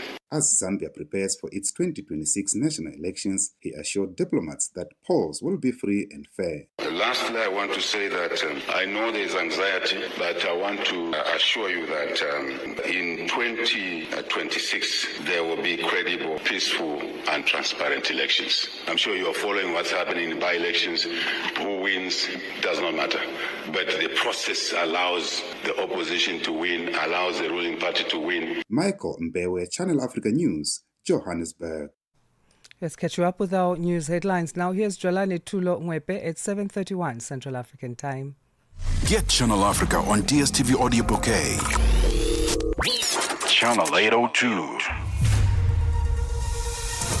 SABC News. Headlines. The African Perspective. Thank you, Asanda. Good morning. Making headlines, the U.S. has accused South Africa of poor foreign policy choices. The State Department's principal deputy spokesperson, Tommy Pigott, posted on X over the International Relations Department's recent decision to declare Israeli charge d'affaires Ariel Seidman persona non grata. Ethiopia's Prime Minister Abiy Ahmed has hit out at Eritrea's army for committing atrocities during the 2-year war in the northern Tigray region, which ended in 2022, and finally, Saif al-Islam Gaddafi, the second son of Libya's late former leader Muammar Gaddafi, has reportedly been shot dead. I will have details on these and other stories at 8 o'clock. SABC News. Headlines. The African Perspective. Time now for our sports news. Here is Fikile Lingwati. Sports on Channel Africa. The African Perspective. We tip off with basketball with just days to go before the new basketball season tips off. APR head coach James Maya Jr. says expectations at the club remain unchanged. He says they have to defend the Rwanda Basketball League RBL title and win the Basketball Africa League, the BAL. The American coach has been putting his players through their paces as APR prepare for their first competitive test against Tigers in the Super Cup. Maya Jr. shared insights into the team's preparations, the integration of new players and staff, and his ambitions for the season ahead. He says On the coaching staff, Derek Baker is a well-travelled veteran who has been around the game for a long time and relates exceptionally well with players. Maya Jr. says they have many players with real value, particularly young ones, and they want to ensure everyone is developed in the way they deserve. On to rugby news. Lions captain Frankie Horn says processing the heavy weekend loss to the Bulls has been challenging for the squad, but insists the group is determined to regroup and respond. The Johannesburg-based side now enters a scheduled United Rugby Championship break, which gives players a chance to recover physically and mentally before the competition resumes. After suffering 52-17 defeat in the Yaxkay Derby, Horn says the focus when the team reconvenes will center on addressing defensive lapses and improving overall consistency. Obviously, we'll take this loss at home quite hard. Like Coach said, we have a week off now to really switch off, and then we come back, have a look at what we did not good and how we can rectify that and put all our baskets into the URC, or all our eggs in one basket for the URC, and really focus on that. But I have no doubt that the guys will step out of this and we'll go forward. And in cricket news, the Pakistan cricket team has arrived in Sri Lanka for the T20 World Cup, which is set to begin on the 7th of February. In a post on X, the Pakistani Cricket Board, the PCB, confirmed that a 15-player squad had arrived in the country. PCB says the team will play a warm-up match against Ireland today, and on Sunday the government gave the go-ahead for Pakistan's participation in the tournament, but barred it from playing against arch-rivals India on the 15th of February. The announcement came amid uncertainty regarding a possible boycott of the tournament over Bangladesh's withdrawal following tensions with India.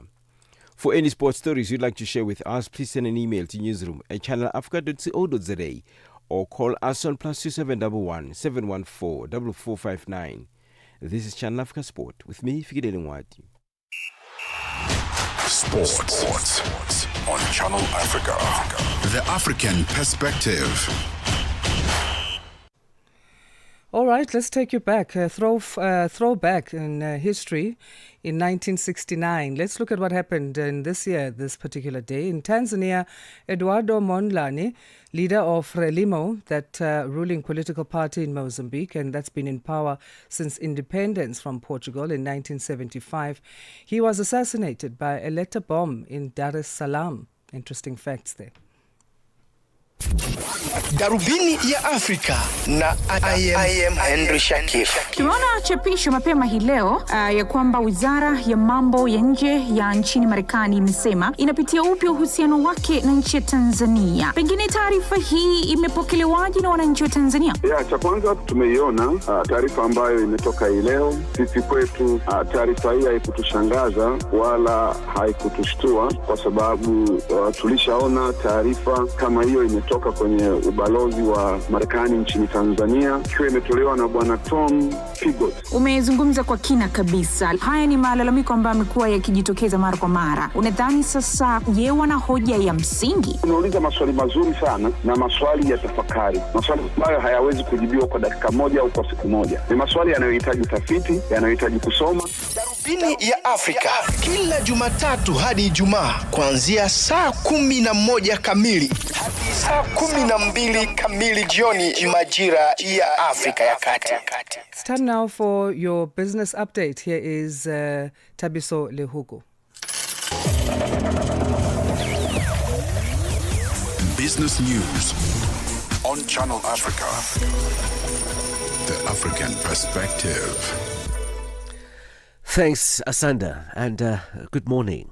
Independent non-profit organization Sakyaliga says the South African government's failure to address foot-and-mouth disease will have serious repercussions for the country's economy.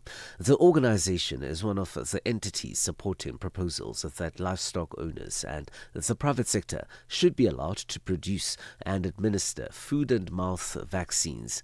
Sakyaliga's chief executive officer, Peter Leroux, says declaring foot-and-mouth disease a national crisis was not enough. He says that the private sector's involvement in the crisis is vital, as government has continuously failed the affected farmers. There are farmers who at risk of losing their whole herd and losing production and so on. So it's inevitable that the failures at this scale will have economic consequences. Minister Steenhuisen himself wants to have this declared a national state of disaster. And whether that's a good thing or not, I'm not sure, because it seems that whenever the states declare something a national state of disaster, they lock down things even further.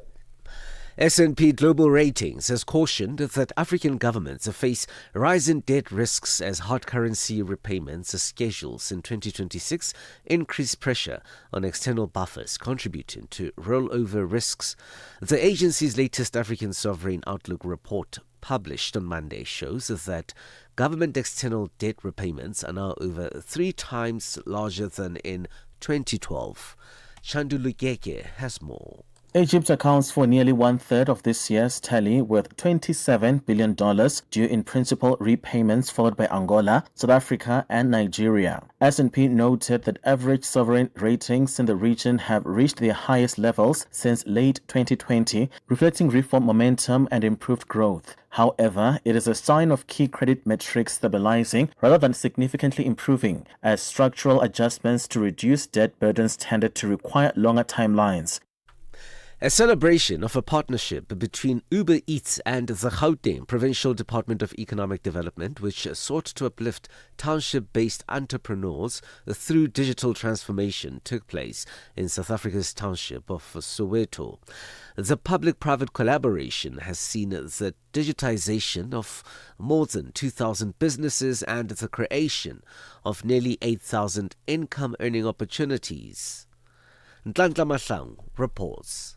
In 2023, Uber Eats signed a 3-year partnership with the Gauteng Department of Economic Development to support the implementation of the Township Development Act by bringing township businesses into the digital economy. The agreement focused on digitizing township restaurants and food businesses, creating earning opportunities for delivery people and expanding access to customers beyond traditional walk-in trade. The United Arab Emirates has pledged to donate $500 million to a UN fund for humanitarian aid for Sudan amid a U.S. push to renew efforts towards a truce in the conflict that has devastated the country. Sudan has accused the UAE of arming the military rapid support forces which have been fighting in the Sudanese army in the civil war that broke out in April 2023, a charge that the UAE denies, but UN experts and lawmakers have found it credible. The U.S. retail giant Walmart has become the first traditional retailer to get $1 trillion market valuation after a rise of 26% in its shares over a year. Its value now approaches that of big tech companies like Nvidia or Apple. The BBC's David Waddell reports. Walmart was, for many years, the biggest retailer in the United States and the world, overtaking Sears in 1990. Today, one of its top competitors is Amazon. Its value much higher, but Walmart's sales are still far in excess of its online rival's retail trade. It's known for its dominance in the low-price market, recently luring in higher earners keen to mitigate high inflation in their weekly shop. While this trillion-dollar league is mainly big tech firms, Walmart's well on the way. $1 in Nigeria is trading at 1,000 naira 339 in Botswana. It's at 13.22 Kenya, 128 shilling, 363 in Zambia, 19 kwacha 61. The BRICS countries in Brazil, the dollar, 5 ruble 24. Russia, 76 rubles 71. India, 90 rupees 327. China, 6 yuan 93. And in South Africa, the dollar will cost you 15 rand 97 cents. 73 pence to the British pound and 84 to the euro. Gold, $5,041, while platinum, $2,251 per ounce. Brand crude oil, $67.92 a barrel. For any business stories you would like to share with us, please send us an email to newsroom@channelafrica.co.za or call us on +2711 714 4459. For Channel Africa Business in Johannesburg, I'm Thabiso Lohoko.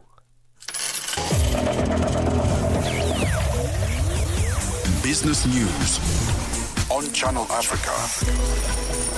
The African Perspective. Download the SABC app and take Channel Africa with you everywhere you go. 60 years of Channel Africa. Your trusted voice, your African perspective into the future. Let's just do it. Your life just got easier. Get the Channel Africa app and take us wherever you go. Catch the latest news, enjoy your favorite shows, stream the music you love, and stay connected to the continent. All in one spot, right in your pocket. Simple, quick, and always with you. The Channel Africa app. Download it now on iOS and Android. Channel Africa is evolving, and so are you. Stay connected wherever you are with our brand new website and mobile app. Stream your favorite shows, catch up on African news, culture, and conversations, all at your fingertips. Africa is just a tap away. Your world, your stories, now on the go. Stay connected wherever you are. Visit channelafrica.co.za or download the Channel Africa app today. Channel Africa, the African perspective. A fresh morning, a fresh perspective. Stay tuned to Rise and Shine on Channel Africa. South Africa's housing crisis, climate vulnerability, and rapid urbanization are under the spotlight as the IBT Presidential Summit gets underway. The summit, held ahead of the State of the Nation address, is focusing on innovative building technologies as a way to deliver faster, safer, and climate-resilient human settlements. President Cyril Ramaphosa delivered the keynote address on the first day of the summit.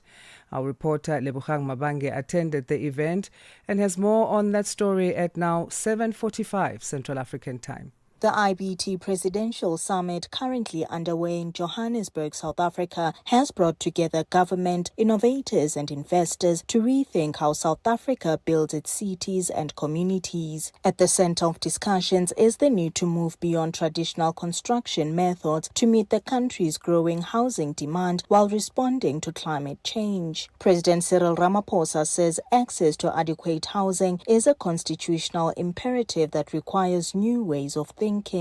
The right to adequate housing must not be the sole privilege of those people who have money. It is an aspiration for all that our Constitution compels us to progressively realize, that there shall be housing. This summit has been convened because it is time to think differently. We have to think beyond traditional ways of building. We have to think beyond just brick and mortar. We must embrace technological solutions that enable housing to be delivered faster, better, and at scale. The president also warned that continuing to build in the same way will leave vulnerable communities exposed, especially as climate-related disasters intensify across the country. In recent years, many parts of our country have borne the brunt of climate change. It is always the poorest and the most vulnerable who suffer first, but more importantly, or worse, who suffer the most. If we continue to build in the old way, on the same land, with the same vulnerabilities, using the same methods, the same materials, then we are not solving the housing challenge. But we must make a change. And this is a time when change must happen. Government says the pressure is being driven by rapid urbanization, with millions of South Africans living in informal settlements, often located in high-risk areas. Human Settlements Minister Thembi Simelane says that the scale of the challenge is now clearly mapped. So South Africa is urbanizing at a very rapid pace. By mid-century, it is estimated that 80% of our population will be living in urban areas. So too often this growth manifests in informal settlements located on the floodplains, unstable slopes, and environmentally degraded land, placing the poorest household directly in harm's way.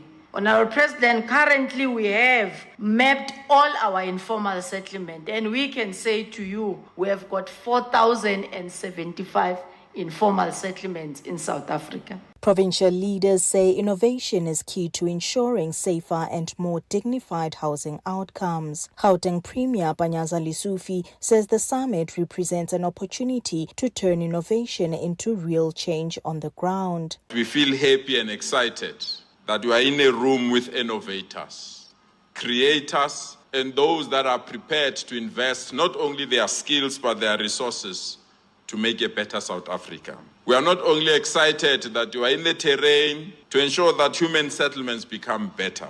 We can't be in a society where people still drown in water. We can't be in a society where people still struggle to get a better house. We can't be in a society where people will face fire when we've got innovations that can stop fire. The IBT Presidential Summit continues on Wednesday, February 4th, with discussions expected to shape policy direction ahead of the State of the Nation address. Reporting for Channel Africa, I am Lebogang Mabange in Johannesburg, South Africa. Let's take you back in time again as we look in 1815 in Liberia. Edward James Roy, the 5th president of Liberia, was born on this day back in history. He was actually born in Newark, Ohio, in the United States, even though he would later die in 1872 in Monrovia in Liberia. Before he was head of state in Liberia, he was Chief Justice of Liberia. Lots of powerful roles he played, and that's our day in history. For 60 years, Channel Africa has connected the continent. Celebrate the journey. Celebrate the African perspective. 9 to 12 midday, Central African Time. On the Move with Palisa Tau and Benjamin Mushatama. Now, when you go to the hospital, there's medical attention that you need, and that's the only experience you're expecting to have. If you are a transgender person, sometimes those experiences can be marred by the demand of trying to understand your gender, your sexuality, and not particularly getting the assistance that you need. One time, I was sexually abused by someone who used to live next door to my house. So when I went to the police to report, I was in a weave, I was wearing a dress, and when I got there, the police person that helped me said to me, obviously we're gonna rape you because why do you walk around looking like trying to be a woman when you are a man? And after that, the person just walked scot-free. How do you deal with that? Because there's a double barrel abuse there. So it's not even double barrels, there's kind of multi-dimensional forms of abuse. I think one thing that I will tell you about trans people is we are strong, not because we want to be strong, but because we don't have an option. It is what it is. Because the struggles that we face each and every day are like unimaginable. Keeping you on the know and on the move. New day, new stories. Start your morning right with Rise and Shine on Channel Africa. The UN Secretary-General has warned member states that the financial crisis facing the United Nations was deepening, threatening program delivery and risking financial collapse. In a letter to all country missions, Antonio Guterres warned that the current trajectory was untenable and left the organization exposed to structural financial risk, and urged member states to honor their financial obligations in full and on time. Showen Bryce Peace reports that the UN chief told member states that unless collections drastically improved, they would be unable to execute the $3.45 billion program budget approved in December for 2026. Guterres writes that the UN ended 2025 with a record of over $1.56 billion in outstanding fees, more than double the previous year. That has heightened its vulnerability to shortages and delays in collections in the year ahead.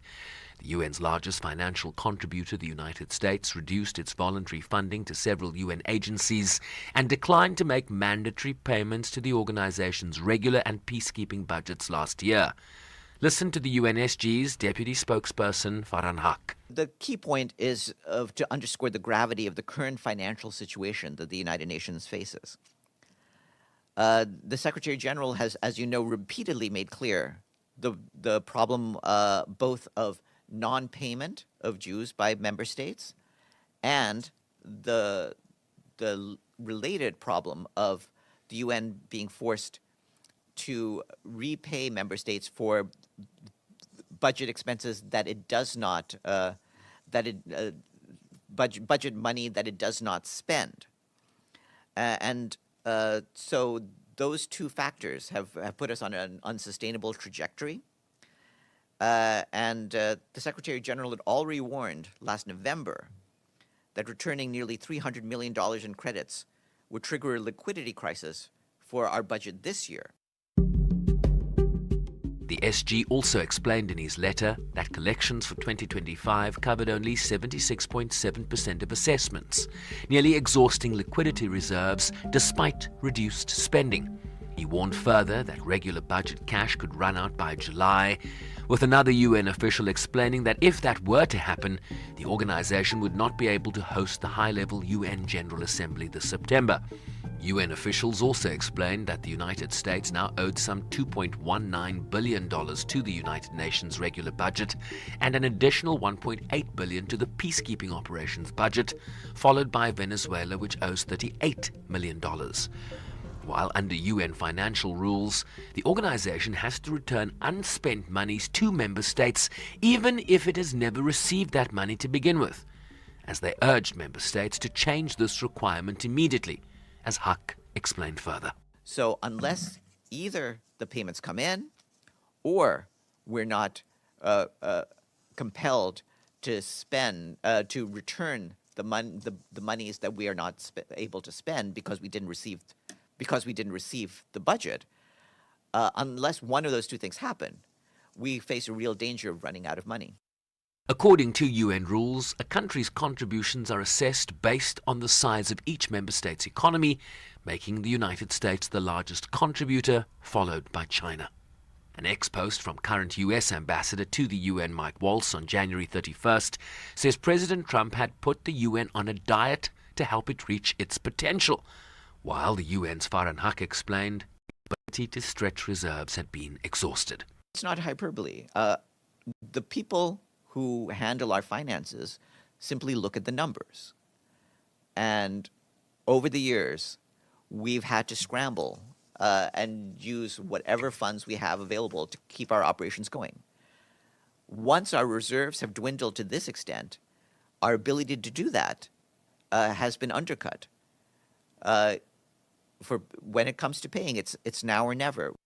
The Secretary General also says in his letter that they have delayed reimbursements to peacekeeping troop contributing countries, most of them developing nations, in order to keep operations going. Guterres explained that he could not overstate the urgency of the situation the organization now faced, fundamentally overhaul the rules to prevent an imminent financial collapse.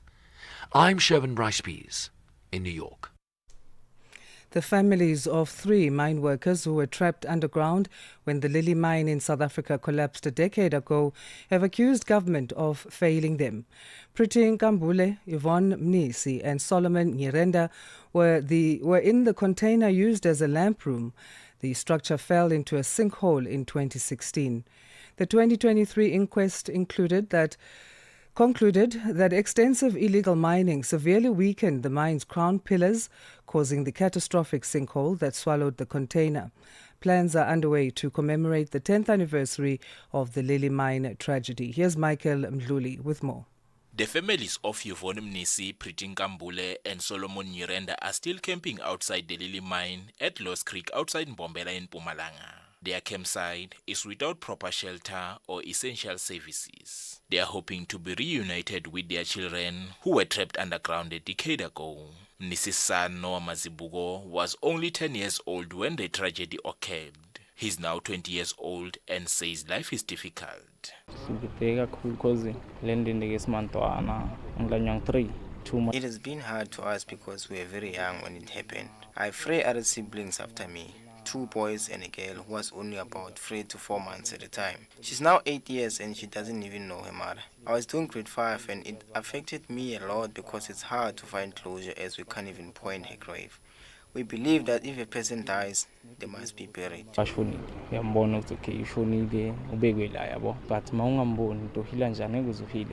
inquest into the tragedy concluded that the collapse was caused by illegal mining activities and that the mine owners failed to conduct proper risk assessments. The family spokesperson, Harry Mazibugo, says government is failing them.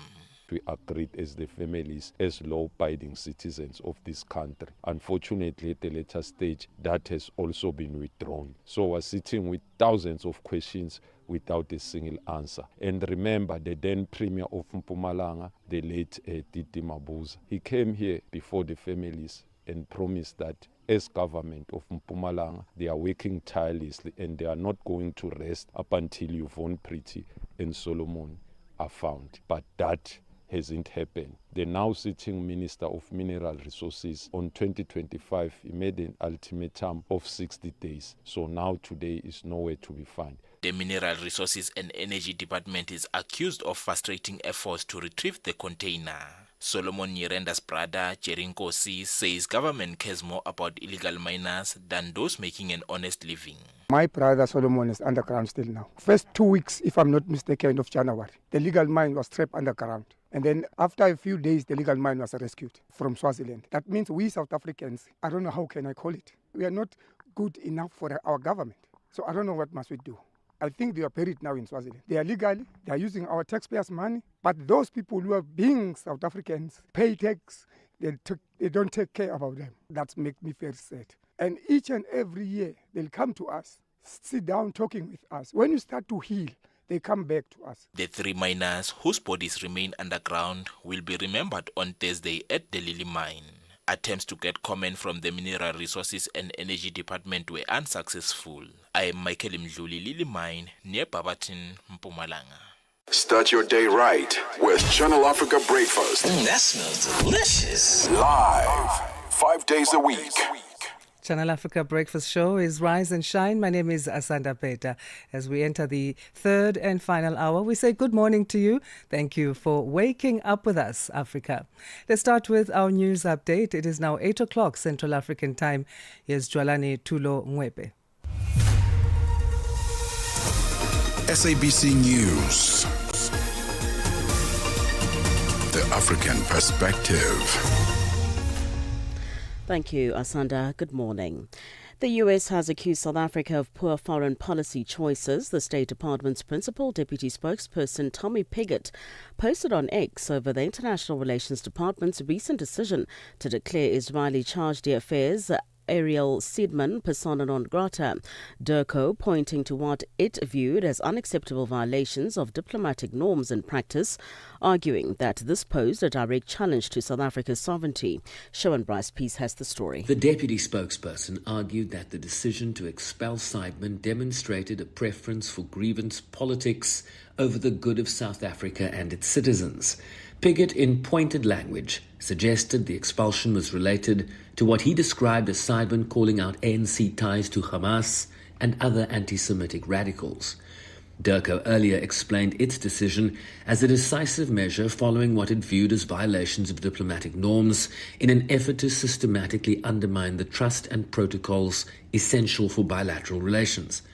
Israel's government, which South Africa has accused of genocide in Gaza at the ICJ, responded by expelling a South African representative to Palestine, who was based in Ramallah in the occupied West Bank. Ethiopia's Prime Minister Abiy Ahmed has hit out at Eritrea's army for committing atrocities during the 2-year war in the northern Tigray region, which ended in 2022. Eritrean forces fought alongside the Ethiopian army against local Tigrayan fighters for control of Tigray, which borders Eritrea.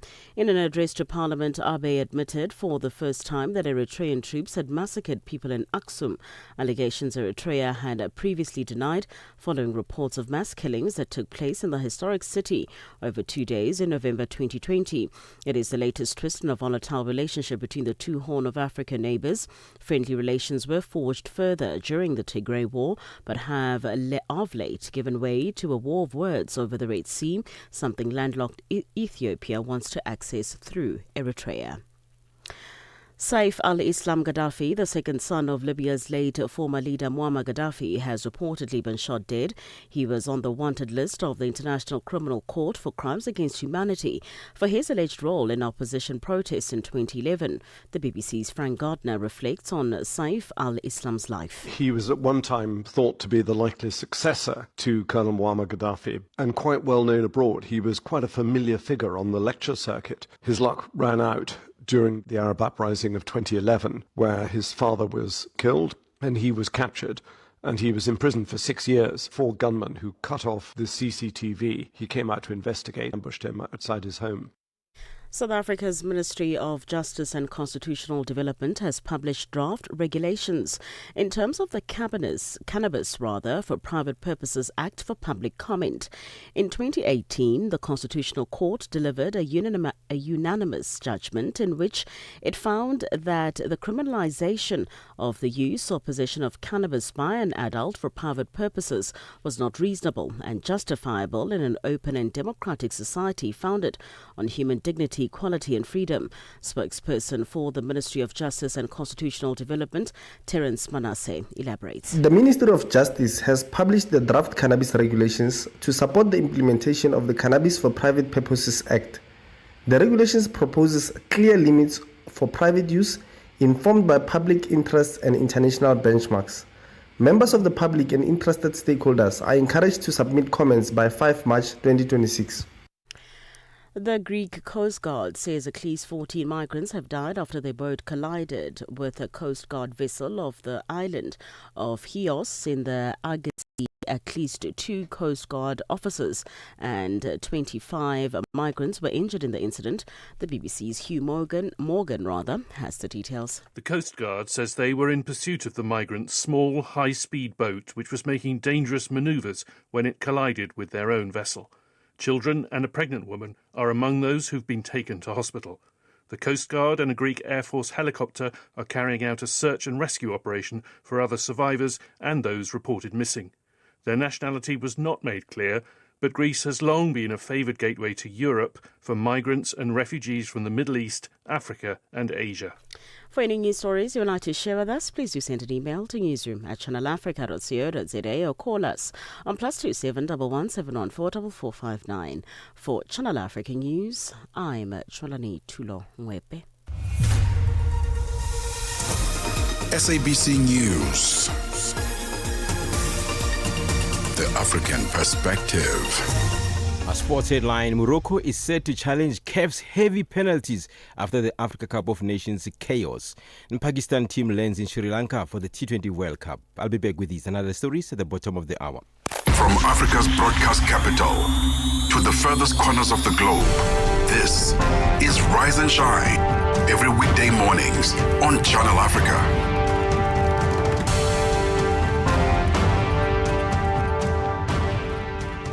We enter the third and final hour of Rise and Shine, and we welcome you to connect with us on channelafrica.co.za. That's one way. Another way is on YouTube, where we live stream at Channel Africa 1 is our handle. That same handle goes across our other various social media platforms, where you can find us and share your questions and views about our programming. Also, the SABC Plus app is another way to connect with us, and DSTV Audio Bouquet, channel 802. Good morning. If you've just joined us, my name is Asanda Beda, and in this hour we'll be looking at the victims of an American financier, child sex offender, serial rapist and human trafficker Jeffrey Epstein. And the U.S. Department of Justice has removed thousands of documents related to Epstein from its website after victims said their identities had been compromised. We'll be speaking to an multi-award winning journalist and producer, as well as published author and documentary filmmaker on that story. And then we'll go to the African Continental Union Consult, or ACUC, Ghana chapter. They've issued a strong solidarity statement honoring 32 Cuban internationalists killed during a United States military intervention in Venezuela. They've described them as soldiers of international solidarity. So those stories and more are coming up in this hour. Thank you for staying with Channel Africa. Start your day right with Channel Africa Breakfast. That smells delicious. Live, 5 days a week. As Africa renews, so does its voices. 60 years of Channel Africa. Africa, voici Abedi. Oui, c'est moi. Abedi est un passionné de musique dans l'âme. Il a un goût pour toutes sortes de musique et passe ses journées à écouter Channel Africa. J'aime beaucoup la musique africaine. OK. Devinez quoi? Channel Africa veut aider Abedi et les mélomanes du monde entier à découvrir encore plus de musique incroyable.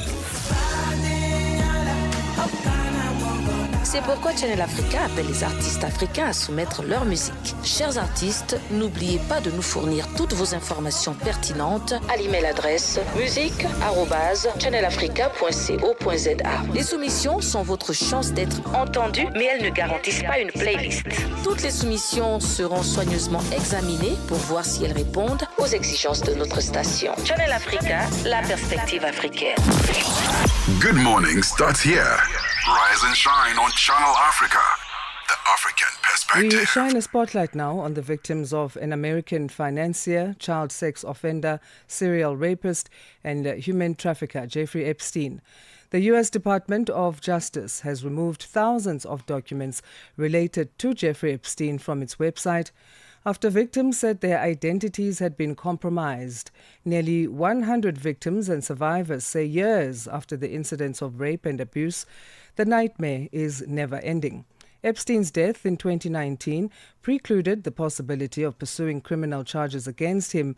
A judge dismissed all criminal charges. We're now joined by Hazel Friedman, a multi-award-winning journalist and producer, as well as published author and documentary filmmaker. Hazel, good morning, and thank you for making time for us. Thank you, Asanda. I'm very happy to be here. It's our pleasure. Let's go back then in terms of the Epstein files and what this whole story has been about. If you could give a background to those who have not caught up on the story and don't know who Jeffrey Epstein is.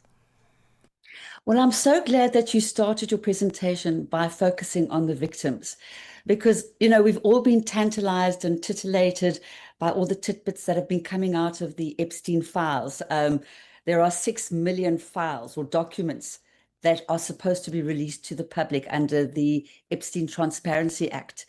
But obviously in South Africa, we are dealing with human trafficking on a daily basis, trafficking of children, women, even men, for labor purposes, for sex purposes, even for drug trafficking.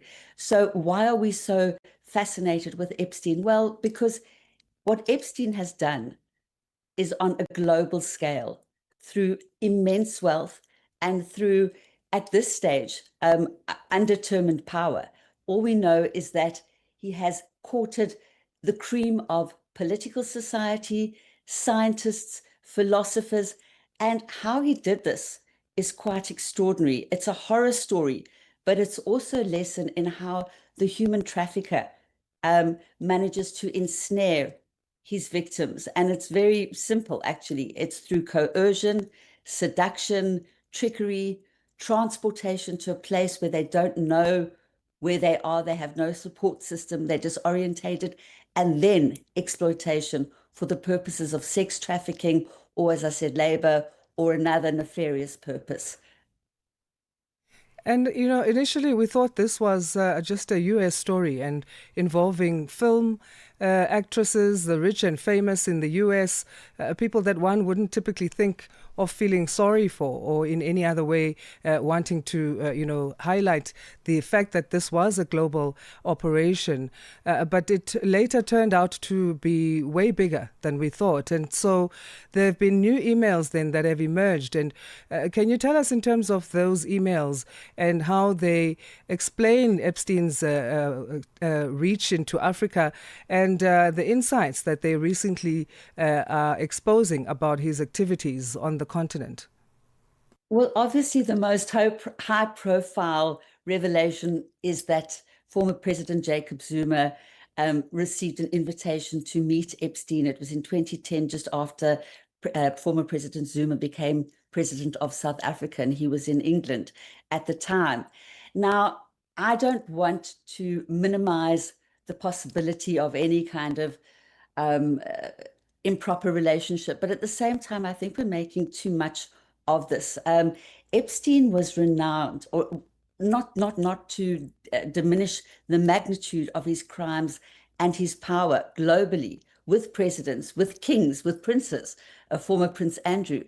But Epstein also had this habit of collecting names and people to curry favor with them. For what reasons remain a mystery in some cases, in other cases, not so much.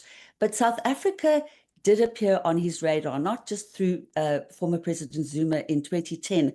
In 2002, Epstein flew President Clinton and a whole entourage of celebrities to South Africa as part of his African goodwill tour to talk about HIV/AIDS and African development. It was a philanthropic mission.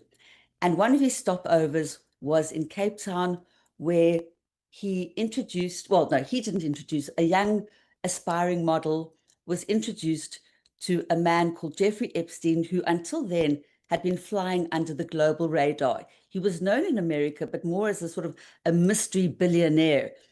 And Epstein used his powers of manipulation, we call it the calculus of exploitation, to lure this young model into believing that she would be recruited as a model for an international modeling agency. And that was how he entrapped her. So basically, President Clinton was there. She met President Clinton. She met Jeffrey Epstein, and she was tricked into thinking that she would have this international career. And she was ferried off to New York, told she has to pack a bag to go to the Caribbean. And there, when she was on his plane, she realized she was being trafficked, and she had no choice but to do what he wanted, because when you're in that situation, you go into flight or fright mode, and your only focus is on survival. Exactly. But also, are there other African Asanda, countries and leaders that are implicated, and to what extent? Well, we know that Jeffrey Epstein courted the president of Cote d'Ivoire. He had a friendship with Israeli Prime Minister Ehud Barak. And in 2012 to 2014, he did have interaction with the president of the Ivory Coast, Ouattara. And this was to apparently assist with building up a paramilitary force or a security force. We're not sure to what extent his involvement was, if it was a very high-level involvement or if he was just a go-between guy. That was the thing about him. He courted all these connections. So he's even been linked to intelligence units, the CIA, Mossad, but we don't know whether it was as an informant, as an asset, or as a high-profile operative. So this was the mystery of this man, how he managed to cultivate so many people. But South Africa, as I said, was not top of his sort of priority list. South Africa was more his hunting ground for victims to lure into his sex trafficking network. The rest of Africa, there was the Ivory Coast. I think he did have an initiative in Addis Ababa. And at some point, his accomplice, Ghislaine Maxwell, in an interview said that he was helping to get money that was owed to warlords in Africa. But whether that's true or not remains disputed, because Jeffrey Epstein, as powerful and as wealthy as he was a total fantasist. He was a liar. So he was a con artist, the proverbial con artist. Right, and the Jacob Zuma Foundation, we know, has dismissed the reports of Zuma's interactions or connections with Epstein. They're calling it a smear campaign. And in terms of, though, we know there are no criminal allegations against Zuma, but in terms of these emails, could they still be politically or reputationally damaging, even though he's no longer the president of South Africa, because he does head an opposition political party? Correct. It depends what comes out of the remaining 3 million files that have been so sloppily released with, they were supposed to be released with the victims' names redacted. Some, as you pointed out, thousands have now been withdrawn because the victims' names weren't redacted. And accomplices, potential accomplices' names were redacted. So as regards former President Zuma, it depends what emerges and what his explanation is. You know, Epstein collected people like one would collect little trinkets. He had a book, his infamous black book, where he jotted down the names and numbers of so many powerful people, some of whom he might not have met. We know he did meet with Zuma, and now Zuma needs to provide some kind of context. That's the other problem. There is no proper context for any of these files or documents that have been released. What went on in that meeting? Maybe it was just an innocent meet and greet. We don't know, because he didn't have political sights on South Africa. South Africa was his hunting ground for victims for his sex trafficking, that we know. So there are other influential South Africans who will be named in these files. And read the Daily Maverick possibly on Friday to find out who some of them are.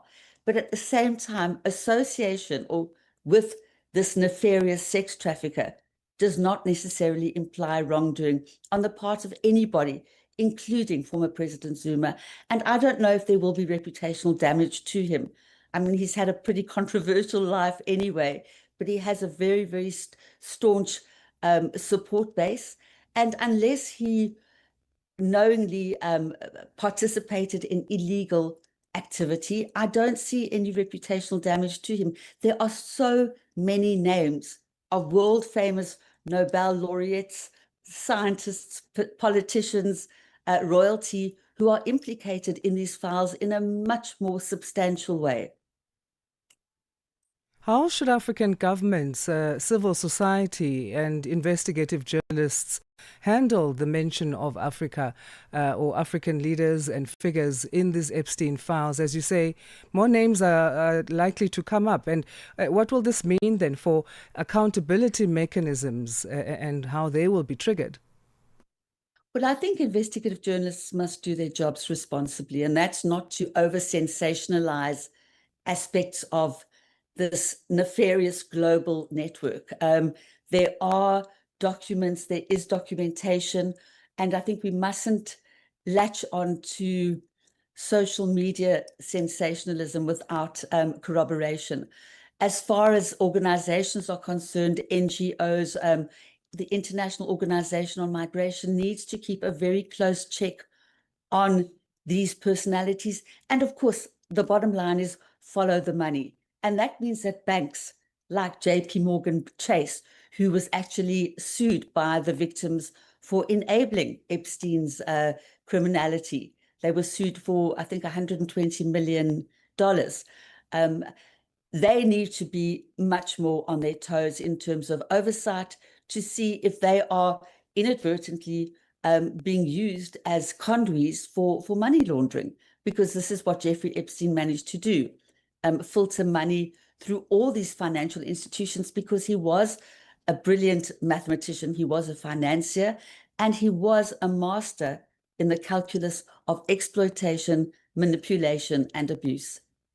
Hazel, thank you so much. We are out of time. We're going to leave it there.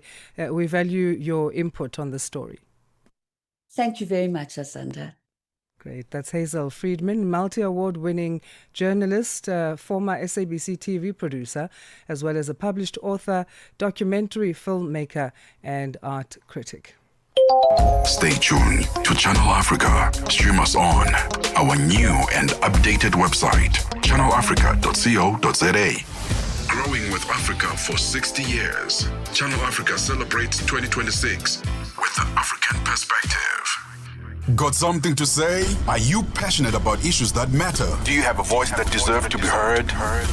Well, we've got the perfect platform for you. Call in or drop us a WhatsApp on +27 63 406 9126. And we will call you back. So you could have your say and be part of the conversation. 30 years of age. I just turned 30 on the 15th of November. So that's who I am, you know.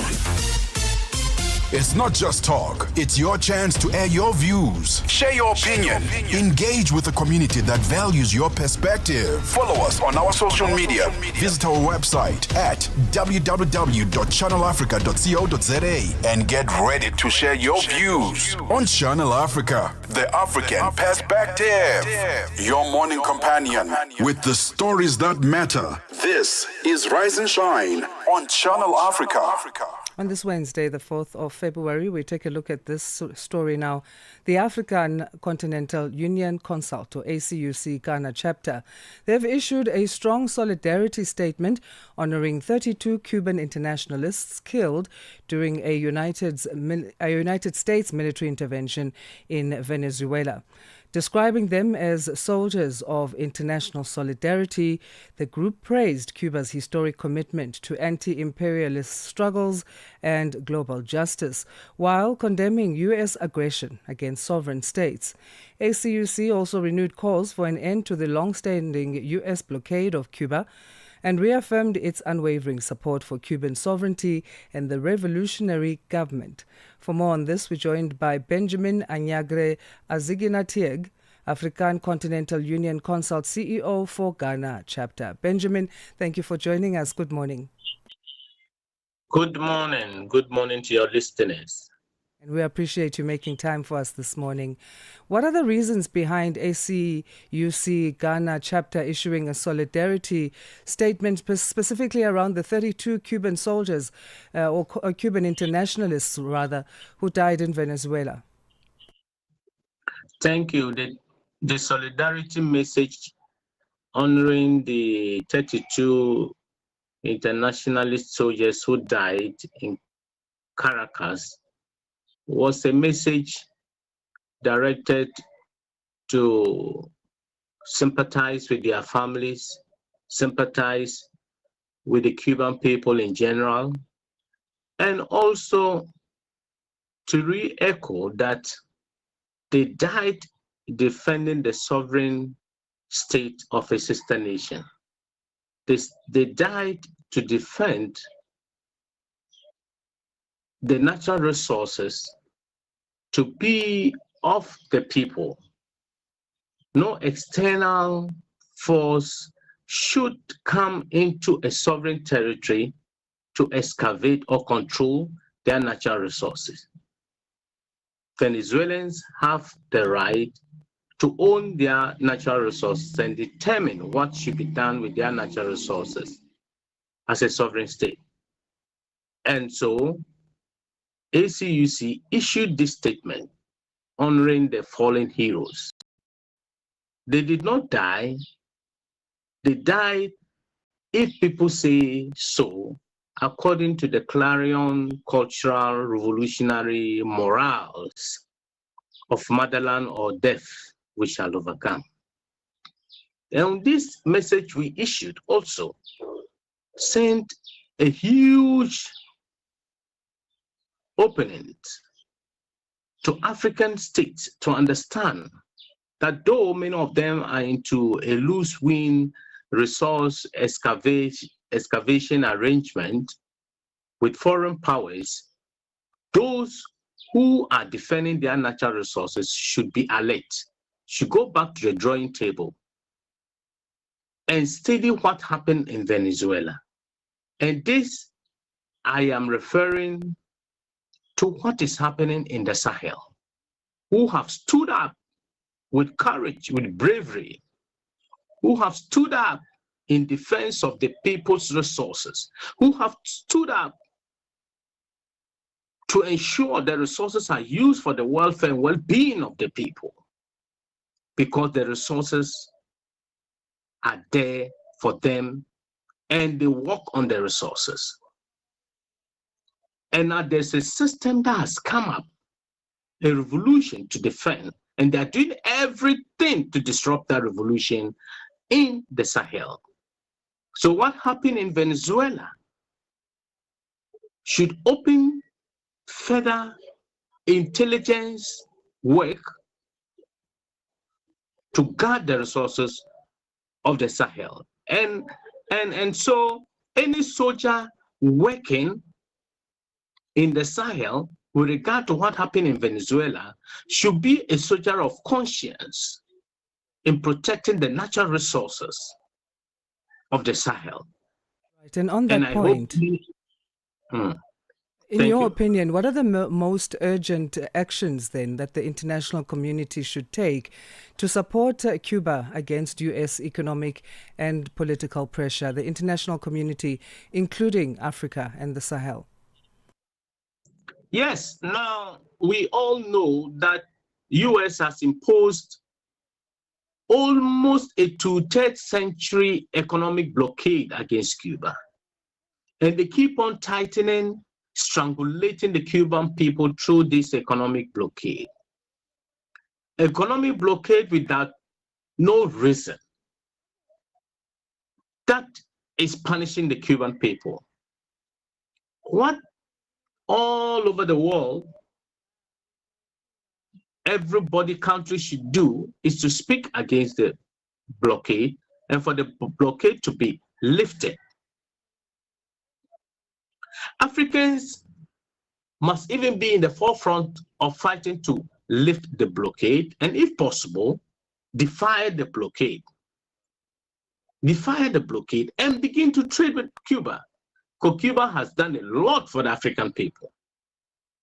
Cuba were in Angola, Quito Carnavale, they died almost 3,000 times. Cuba have been supporting us, training doctors, agri scientists, engineers, constructors, many. And even in this hardship, they continue to do that for Africa.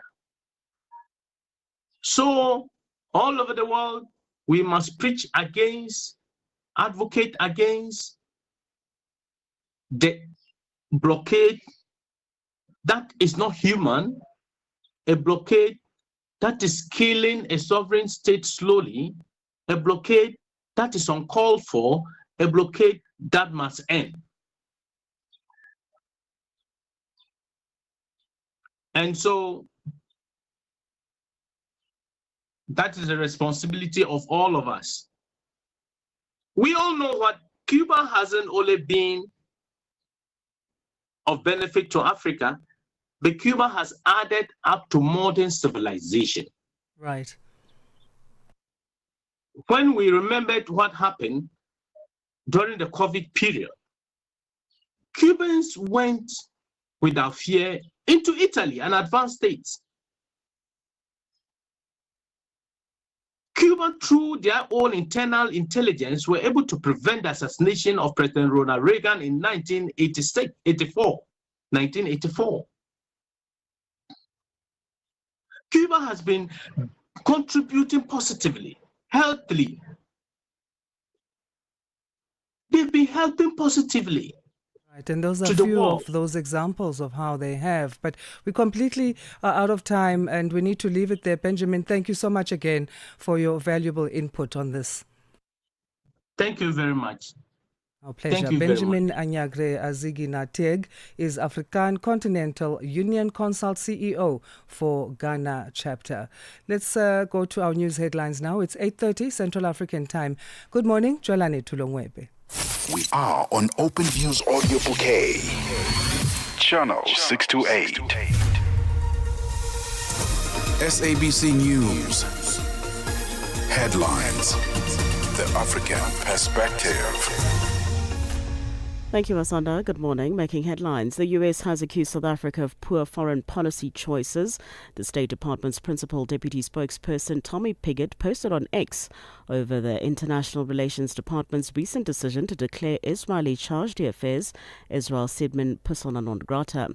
The authorities in Puntland, a semi-autonomous region of Somalia, have executed a woman convicted of murdering a 14-year-old girl in a rare case in the region in which the death penalty has been carried out against a woman. And finally, London police have launched a criminal investigation into Peter Mandelson, the former minister and British ambassador to Washington. I will have details on these and other stories at 9 o'clock. SABC News. Headlines. The African Perspective. Let's catch you up with what's happening now in the world of sports. We say good morning to Fikile Lengwati. He's got our update. Sports on Channel Africa. The African Perspective. First up is football news. Morocco intends to challenge the hefty penalties imposed by the Confederation of African Football (CAF) following the chaotic Africa Cup of Nations final, citing them as disproportionate. The Confederation of African Football fined Morocco $415,000 and imposed match bans on players, including key figures like Ashraf Hakimi. Despite the unrest during the final, which Morocco lost 1-0 against Senegal, the Moroccan Soccer Federation and players were handed significant penalties. Meanwhile, actual events at the final, including incidents of ball boys seizing the Senegalese goalkeeper's towel, were used to justify the fines. On to basketball news. With just days to go before the new basketball season tips off, APR head coach James Meyer Jr. says expectations at the club remain unchanged. He says they have to defend the Rwanda Basketball League title and win the Basketball Africa League, the BAL. The American coach has been putting his players through their paces as APR prepare for their first competitive test against Tigers in the Super Cup. On to rugby news. Lions captain Frankie Horn says processing the heavy weekend loss to the Bulls has been challenging for the squad, but insists the group is determined to regroup and respond. Obviously, we'll take this loss at home quite hard. Like Coach said, we have a week off now to really switch off, and then when we come back, have a look at what we did not good and how we can rectify that and put all our baskets into the URC, or all our eggs in one basket for the URC, and really focus on that. But I have no doubt that the guys will step out of this and we'll go forward. Meanwhile, head coach Ivan van Rooyen says the upcoming stretch of matches will be decisive in determining whether the franchise can secure a historic first appearance in the United Rugby Championship playoffs. Yeah, I think we've got about 6 more at home. First 2 is against South African opposition, Sharks and Stormers. So it's not just the energy, but it's also the execution with the energy that need to be more consistent. It's a big March, April, May is going to be massive for us. And finally, with cricket news, the Pakistani cricket team has arrived in Sri Lanka for the T20 World Cup, which is set to begin on the 7th of February. In a post on X, the Pakistani Cricket Board, PCB, confirmed that a 15-player squad had arrived in the country. PCB says the team will play a warm-up match against Ireland today. On Sunday, the government gave the go-ahead for Pakistani's participants and participation in the tournament, but barred it from playing against arch-rivals India on the 15th of February. For any sports stories you'd like to share with us, please send an email to newsroom@channelafrica.co.za or call us on +2711 714 4459. This is Channel Africa Sport with me, Fikile Ngwati. Sports on Channel Africa. The African Perspective. Still to come on Rise and Shine, today marks World Cancer Day under the theme United by Unique. We'll speak about that in terms of prevention and how we reduce the higher rates of cancer, specifically in South Africa, where back in 2023 the figures were 88,000, and those figures have been expected to rise as the year go on. Parlez-vous couramment le français? Êtes-vous passionné par la radio?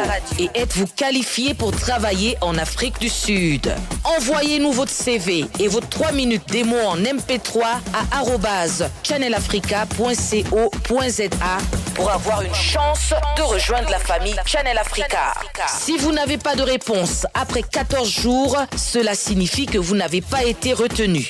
Channel Africa, la perspective africaine. It's time now for our business news, and we say good morning to Tabiso Lehuku to update us.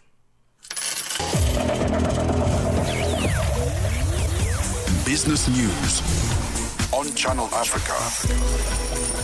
The African Perspective. A very good morning.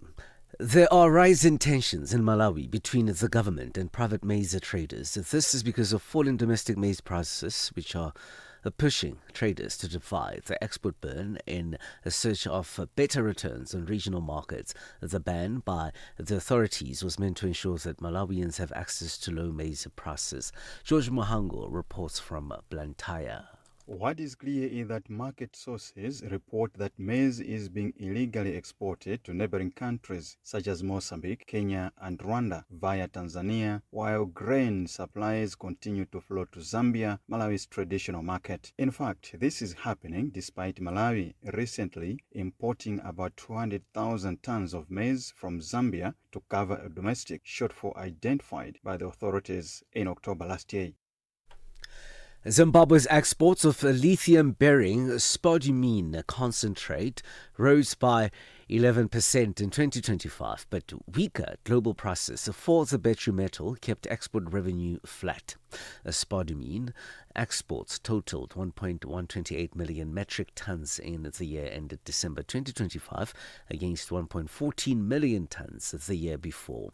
Africa's top lithium producer, Zimbabwe, generated $513.8 million in spodumene export sales last year, marginally lower than $514.5 million the previous year due to softer prices.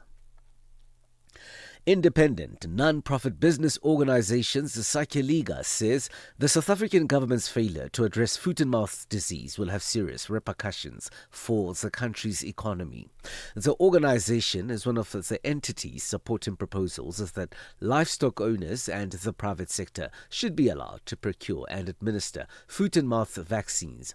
The Sakyaliga's Chief Executive Officer, Peter Leroux, says declaring foot-and-mouth disease a national crisis was not enough. He says that the private sector's involvement in the crisis is vital, as government has continuously failed the affected farmers. There are farmers who are at risk of losing their whole herd and losing production and so on. So it's inevitable that the failures at this scale will have economic consequences. Minister Steenhuisen himself wants to have this declared a national state of disaster. And whether that's a good thing or not, I'm not sure, because it seems that whenever the states declare something a national state of disaster, they lock down things even further.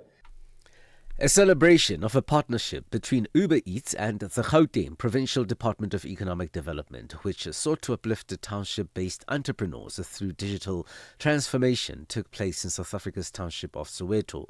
The public-private collaboration has seen the digitization of more than 2,000 businesses and the creation of nearly 8,000 income-earning opportunities. Ntantla Mahlangu reports. In 2023, Uber Eats signed a 3-year partnership with the Gauteng Department of Economic Development to support the implementation of the Township Development Act by bringing township businesses into the digital economy.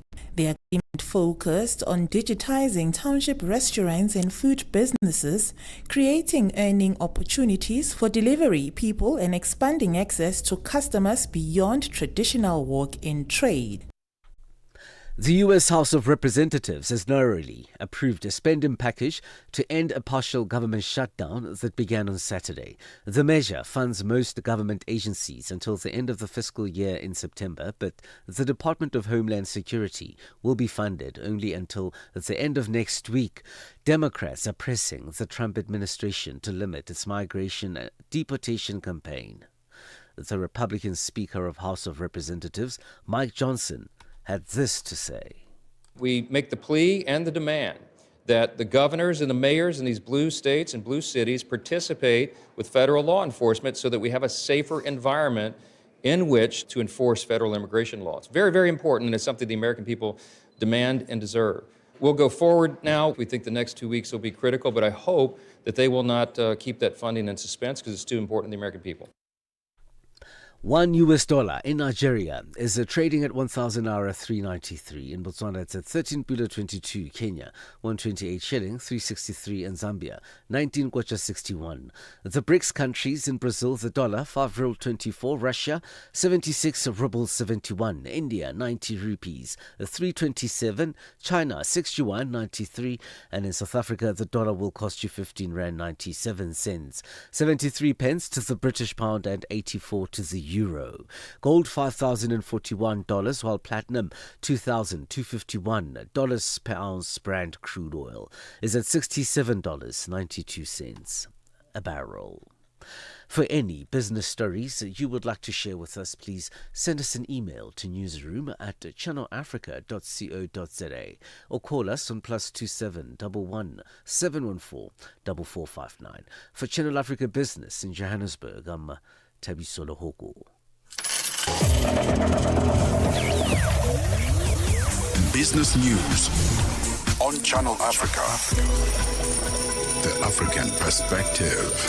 Call us on +27 63 406 9126. I can see my whole world changing.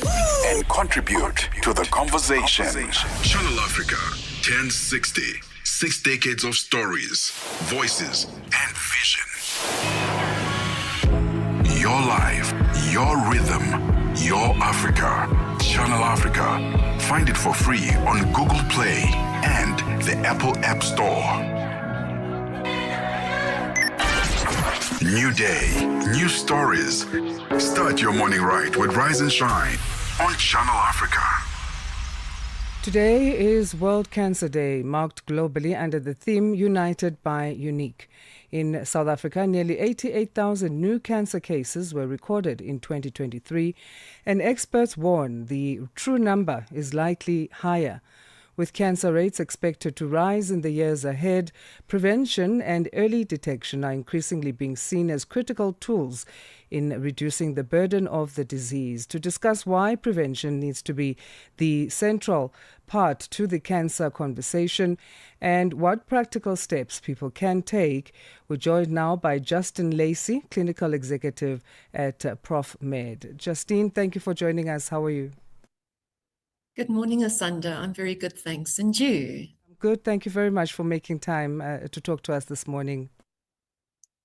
Thank you. On World Good Cancer to be Day, here. why is prevention such a crucial part of the cancer conversation in South Africa, particularly now? Ayanda, I think it's because prevention and early detection are no longer optional but essential.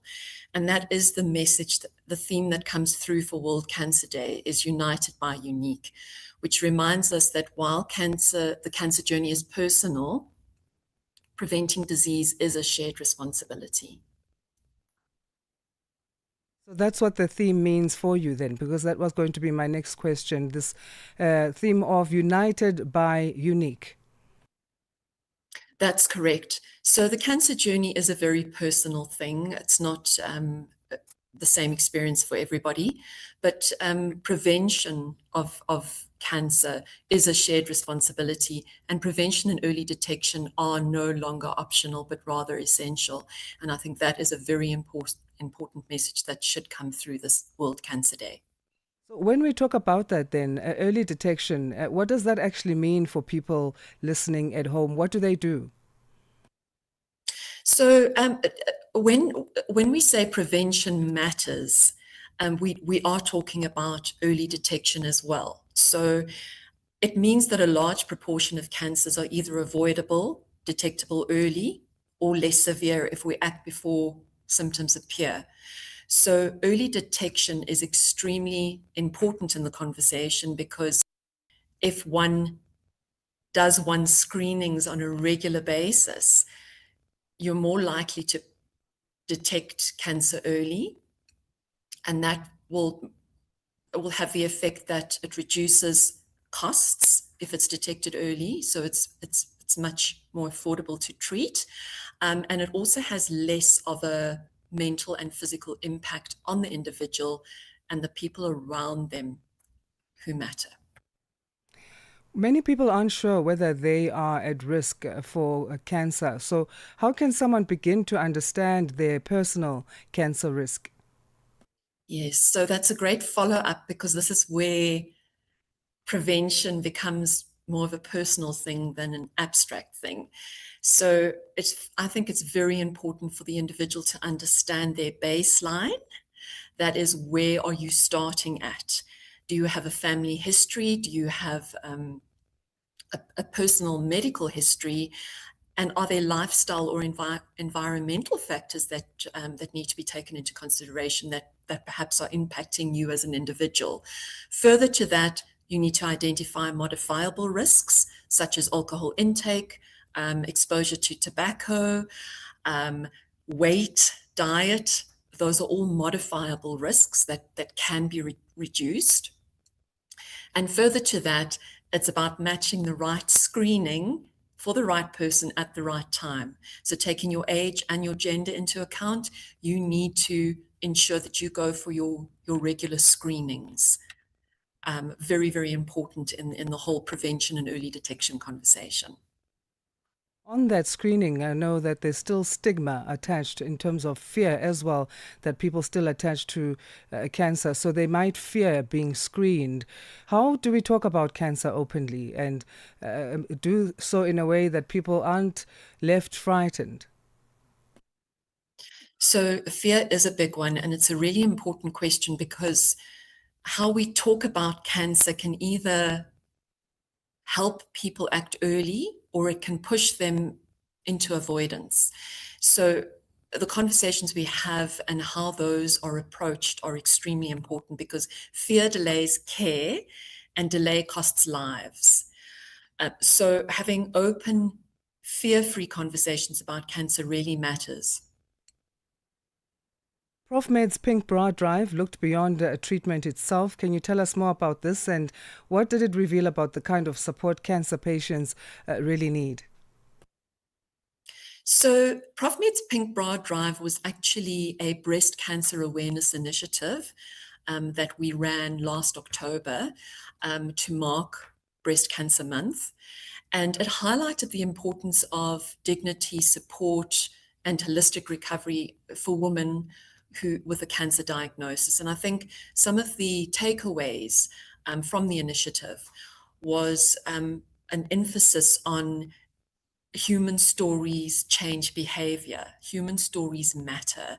And that is what people out there want to hear because it's more relatable when it's a real story coming from someone who's actually been through the cancer experience. One of the other important takeaways was that education and empowerment equals action. So again, that is the fear conversation coming in, that if people are empowered, it does reduce stigma and fear. If they have the education they need with regards to cancer diagnoses, whether for themselves or the people around them, in truly understanding what that cancer diagnosis means. Also, the education and empowerment should go beyond Breast Cancer Month and should be something that we take up on a regular basis. That will also help reduce the stigma. One of the last takeaways from the Breast Cancer Initiative was that campaigns must confront the myths that are associated with cancer, because we found that those still seem to be quite rife, even in today's modern world. The myths around cancer, what is false and what is true, really does need to be communicated properly so that people can get a true understanding. Right, and that feeds into the next and final question that I was going to pose to you in terms of the simple steps that even family members can take. I think that's covered there on that. And we're gonna leave it there, Justine, and thank you very much for the work you do at ProfMed, the campaigns you do as drives against or on the fight against cancer, and for your time this morning.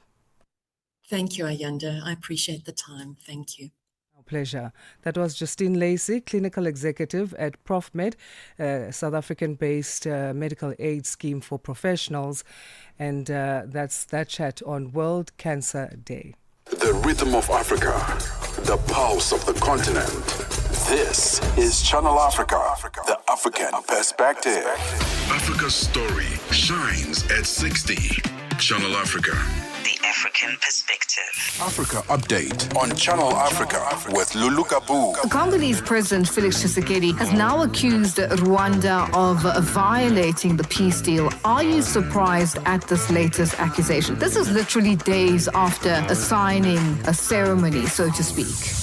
This is not surprising. I mean, if you ask Paul Kagame, he would also say almost the same thing. One should ask a question. The broker of the peace deal, President Trump, what is it that he wants? Why now? And why is this peace deal being signed in the Americas and not in the Great Lakes? Paul Kagame has never respected Tshisekedi, as often say. Tshisekedi must deal with the problems in his country. He has nothing to do with it. So this peace deal, obviously, when it was signed, one just looked at it and said, this will not last. Kenny Matiba, former journalist. Africa Update with Lulu Kabu, 12 to 1 p.m. Central African Time. A fresh morning, a fresh perspective. Stay tuned to Rise and Shine on Channel Africa. Well, stay tuned to Channel Africa generally as programming continues. On the Move is coming up, and Palesa joining us now to tell us what to expect on this Wednesday's edition. Good morning. Morning. Are we matching in all black today? I'm just yes, realizing. Yes, we are. Ah, you see now.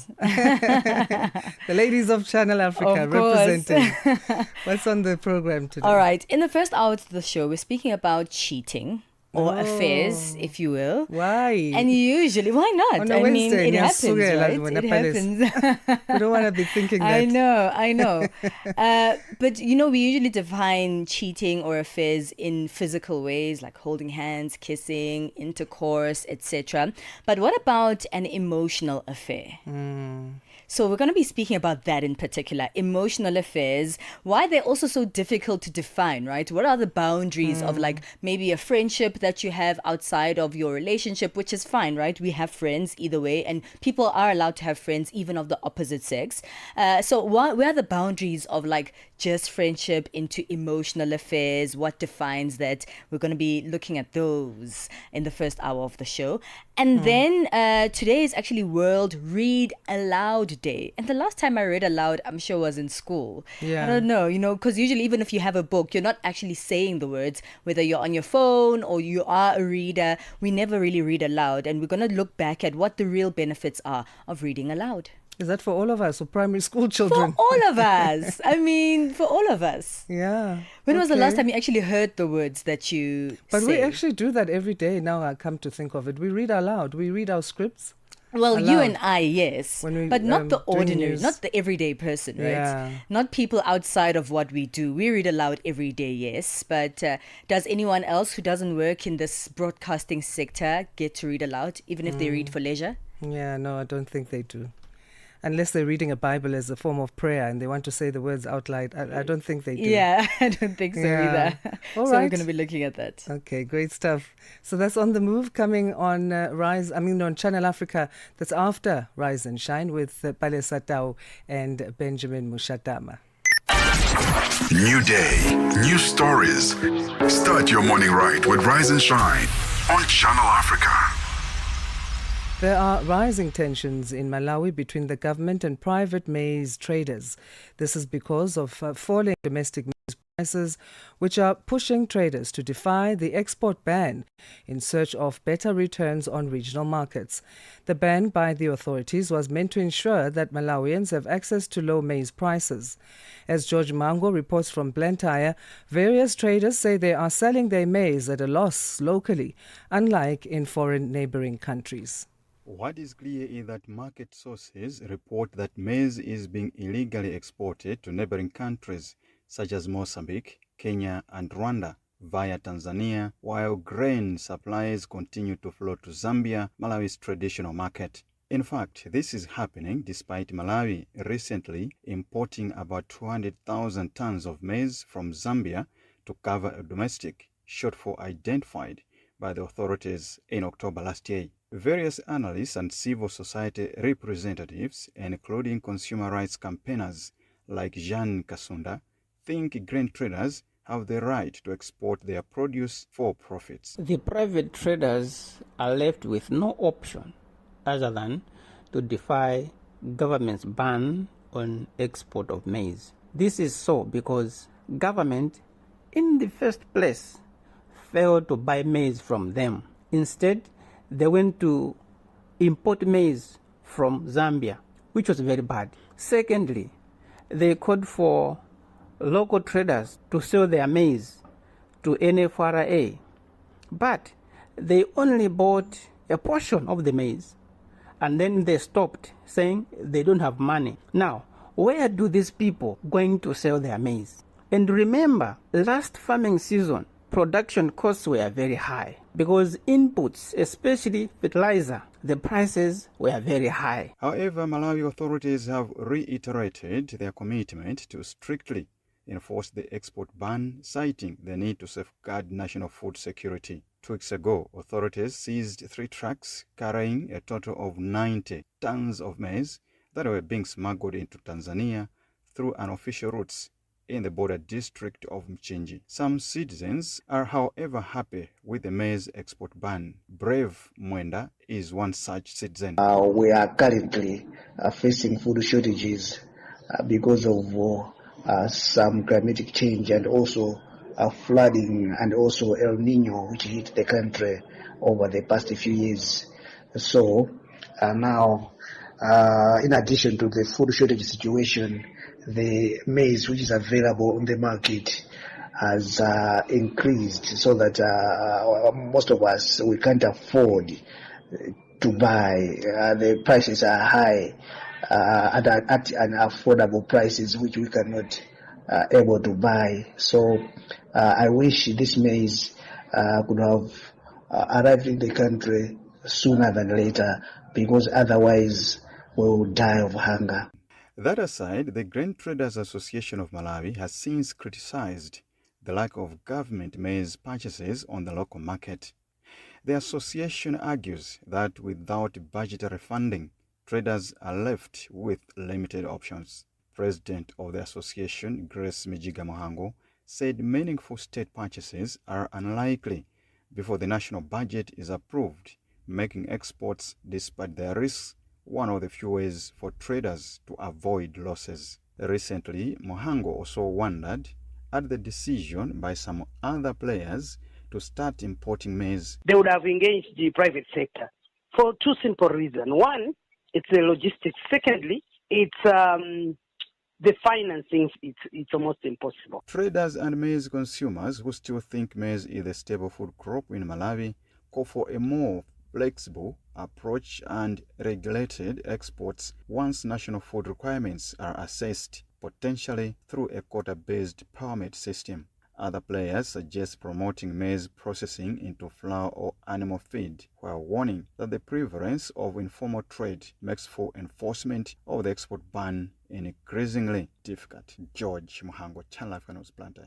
Your morning companion with the stories that matter. This is Rise and Shine on Channel Africa.